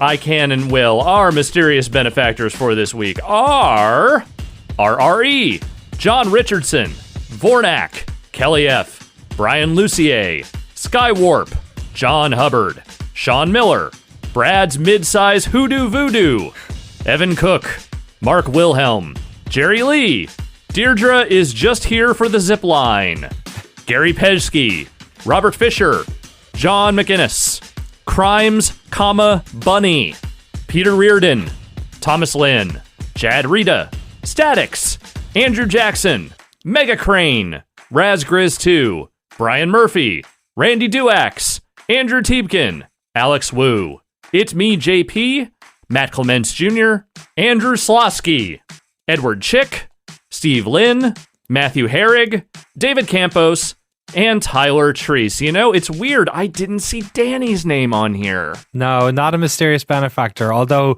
several of those names are familiar for me from other Patreons that I'm on. Shout out to Buddy Crimes. I just wanted to shame you for not giving us more money. You know what's funny actually is that we have our own like sort of equivalent to the Mysterious Benefactor one. I was going to call it Mysterious Benefactor. Oh, really? Really? Yes. It's because it's a Half-Life reference, isn't it? Oh, we went with the Mass Effect. Mass Effect version of it. Oh, of course. Yes, your Mysterious Benefactor. Yeah, and I thought it was a Half-Life 1. I got that wrong. I don't think either of them invented the concept of the Mysterious Benefactor. Yeah, I think the original concept was generic, and then the Elusive Man kind of backfilled his way in. That's where we were going. Now I have to ask you. That always tickled me. Because I had we ended up making it a joke tier and calling it a battle pass. Okay, that's very funny. Okay. So, but that was the name I had for a while. So it always tickled me that you guys went for that as well. And it was like, wow, we're just right out there. It's just right out there. It is. It's a good one. Well, thank you to all our mysterious benefactors who joined our battle pass, and to everybody who has helped Nextlander along, and thanks to everybody who's helped Noclip along as well. I'm sure Danny appreciates it. Danny would echo the sentiment. Couldn't do it without you. That is going to do it for our show this week. Thanks again to our guest, Danny O'Dwyer from Noclip. Congratulations to you and to the rest of, when I say the team, everybody that has contributed to Noclip and Noclip Archive at this point.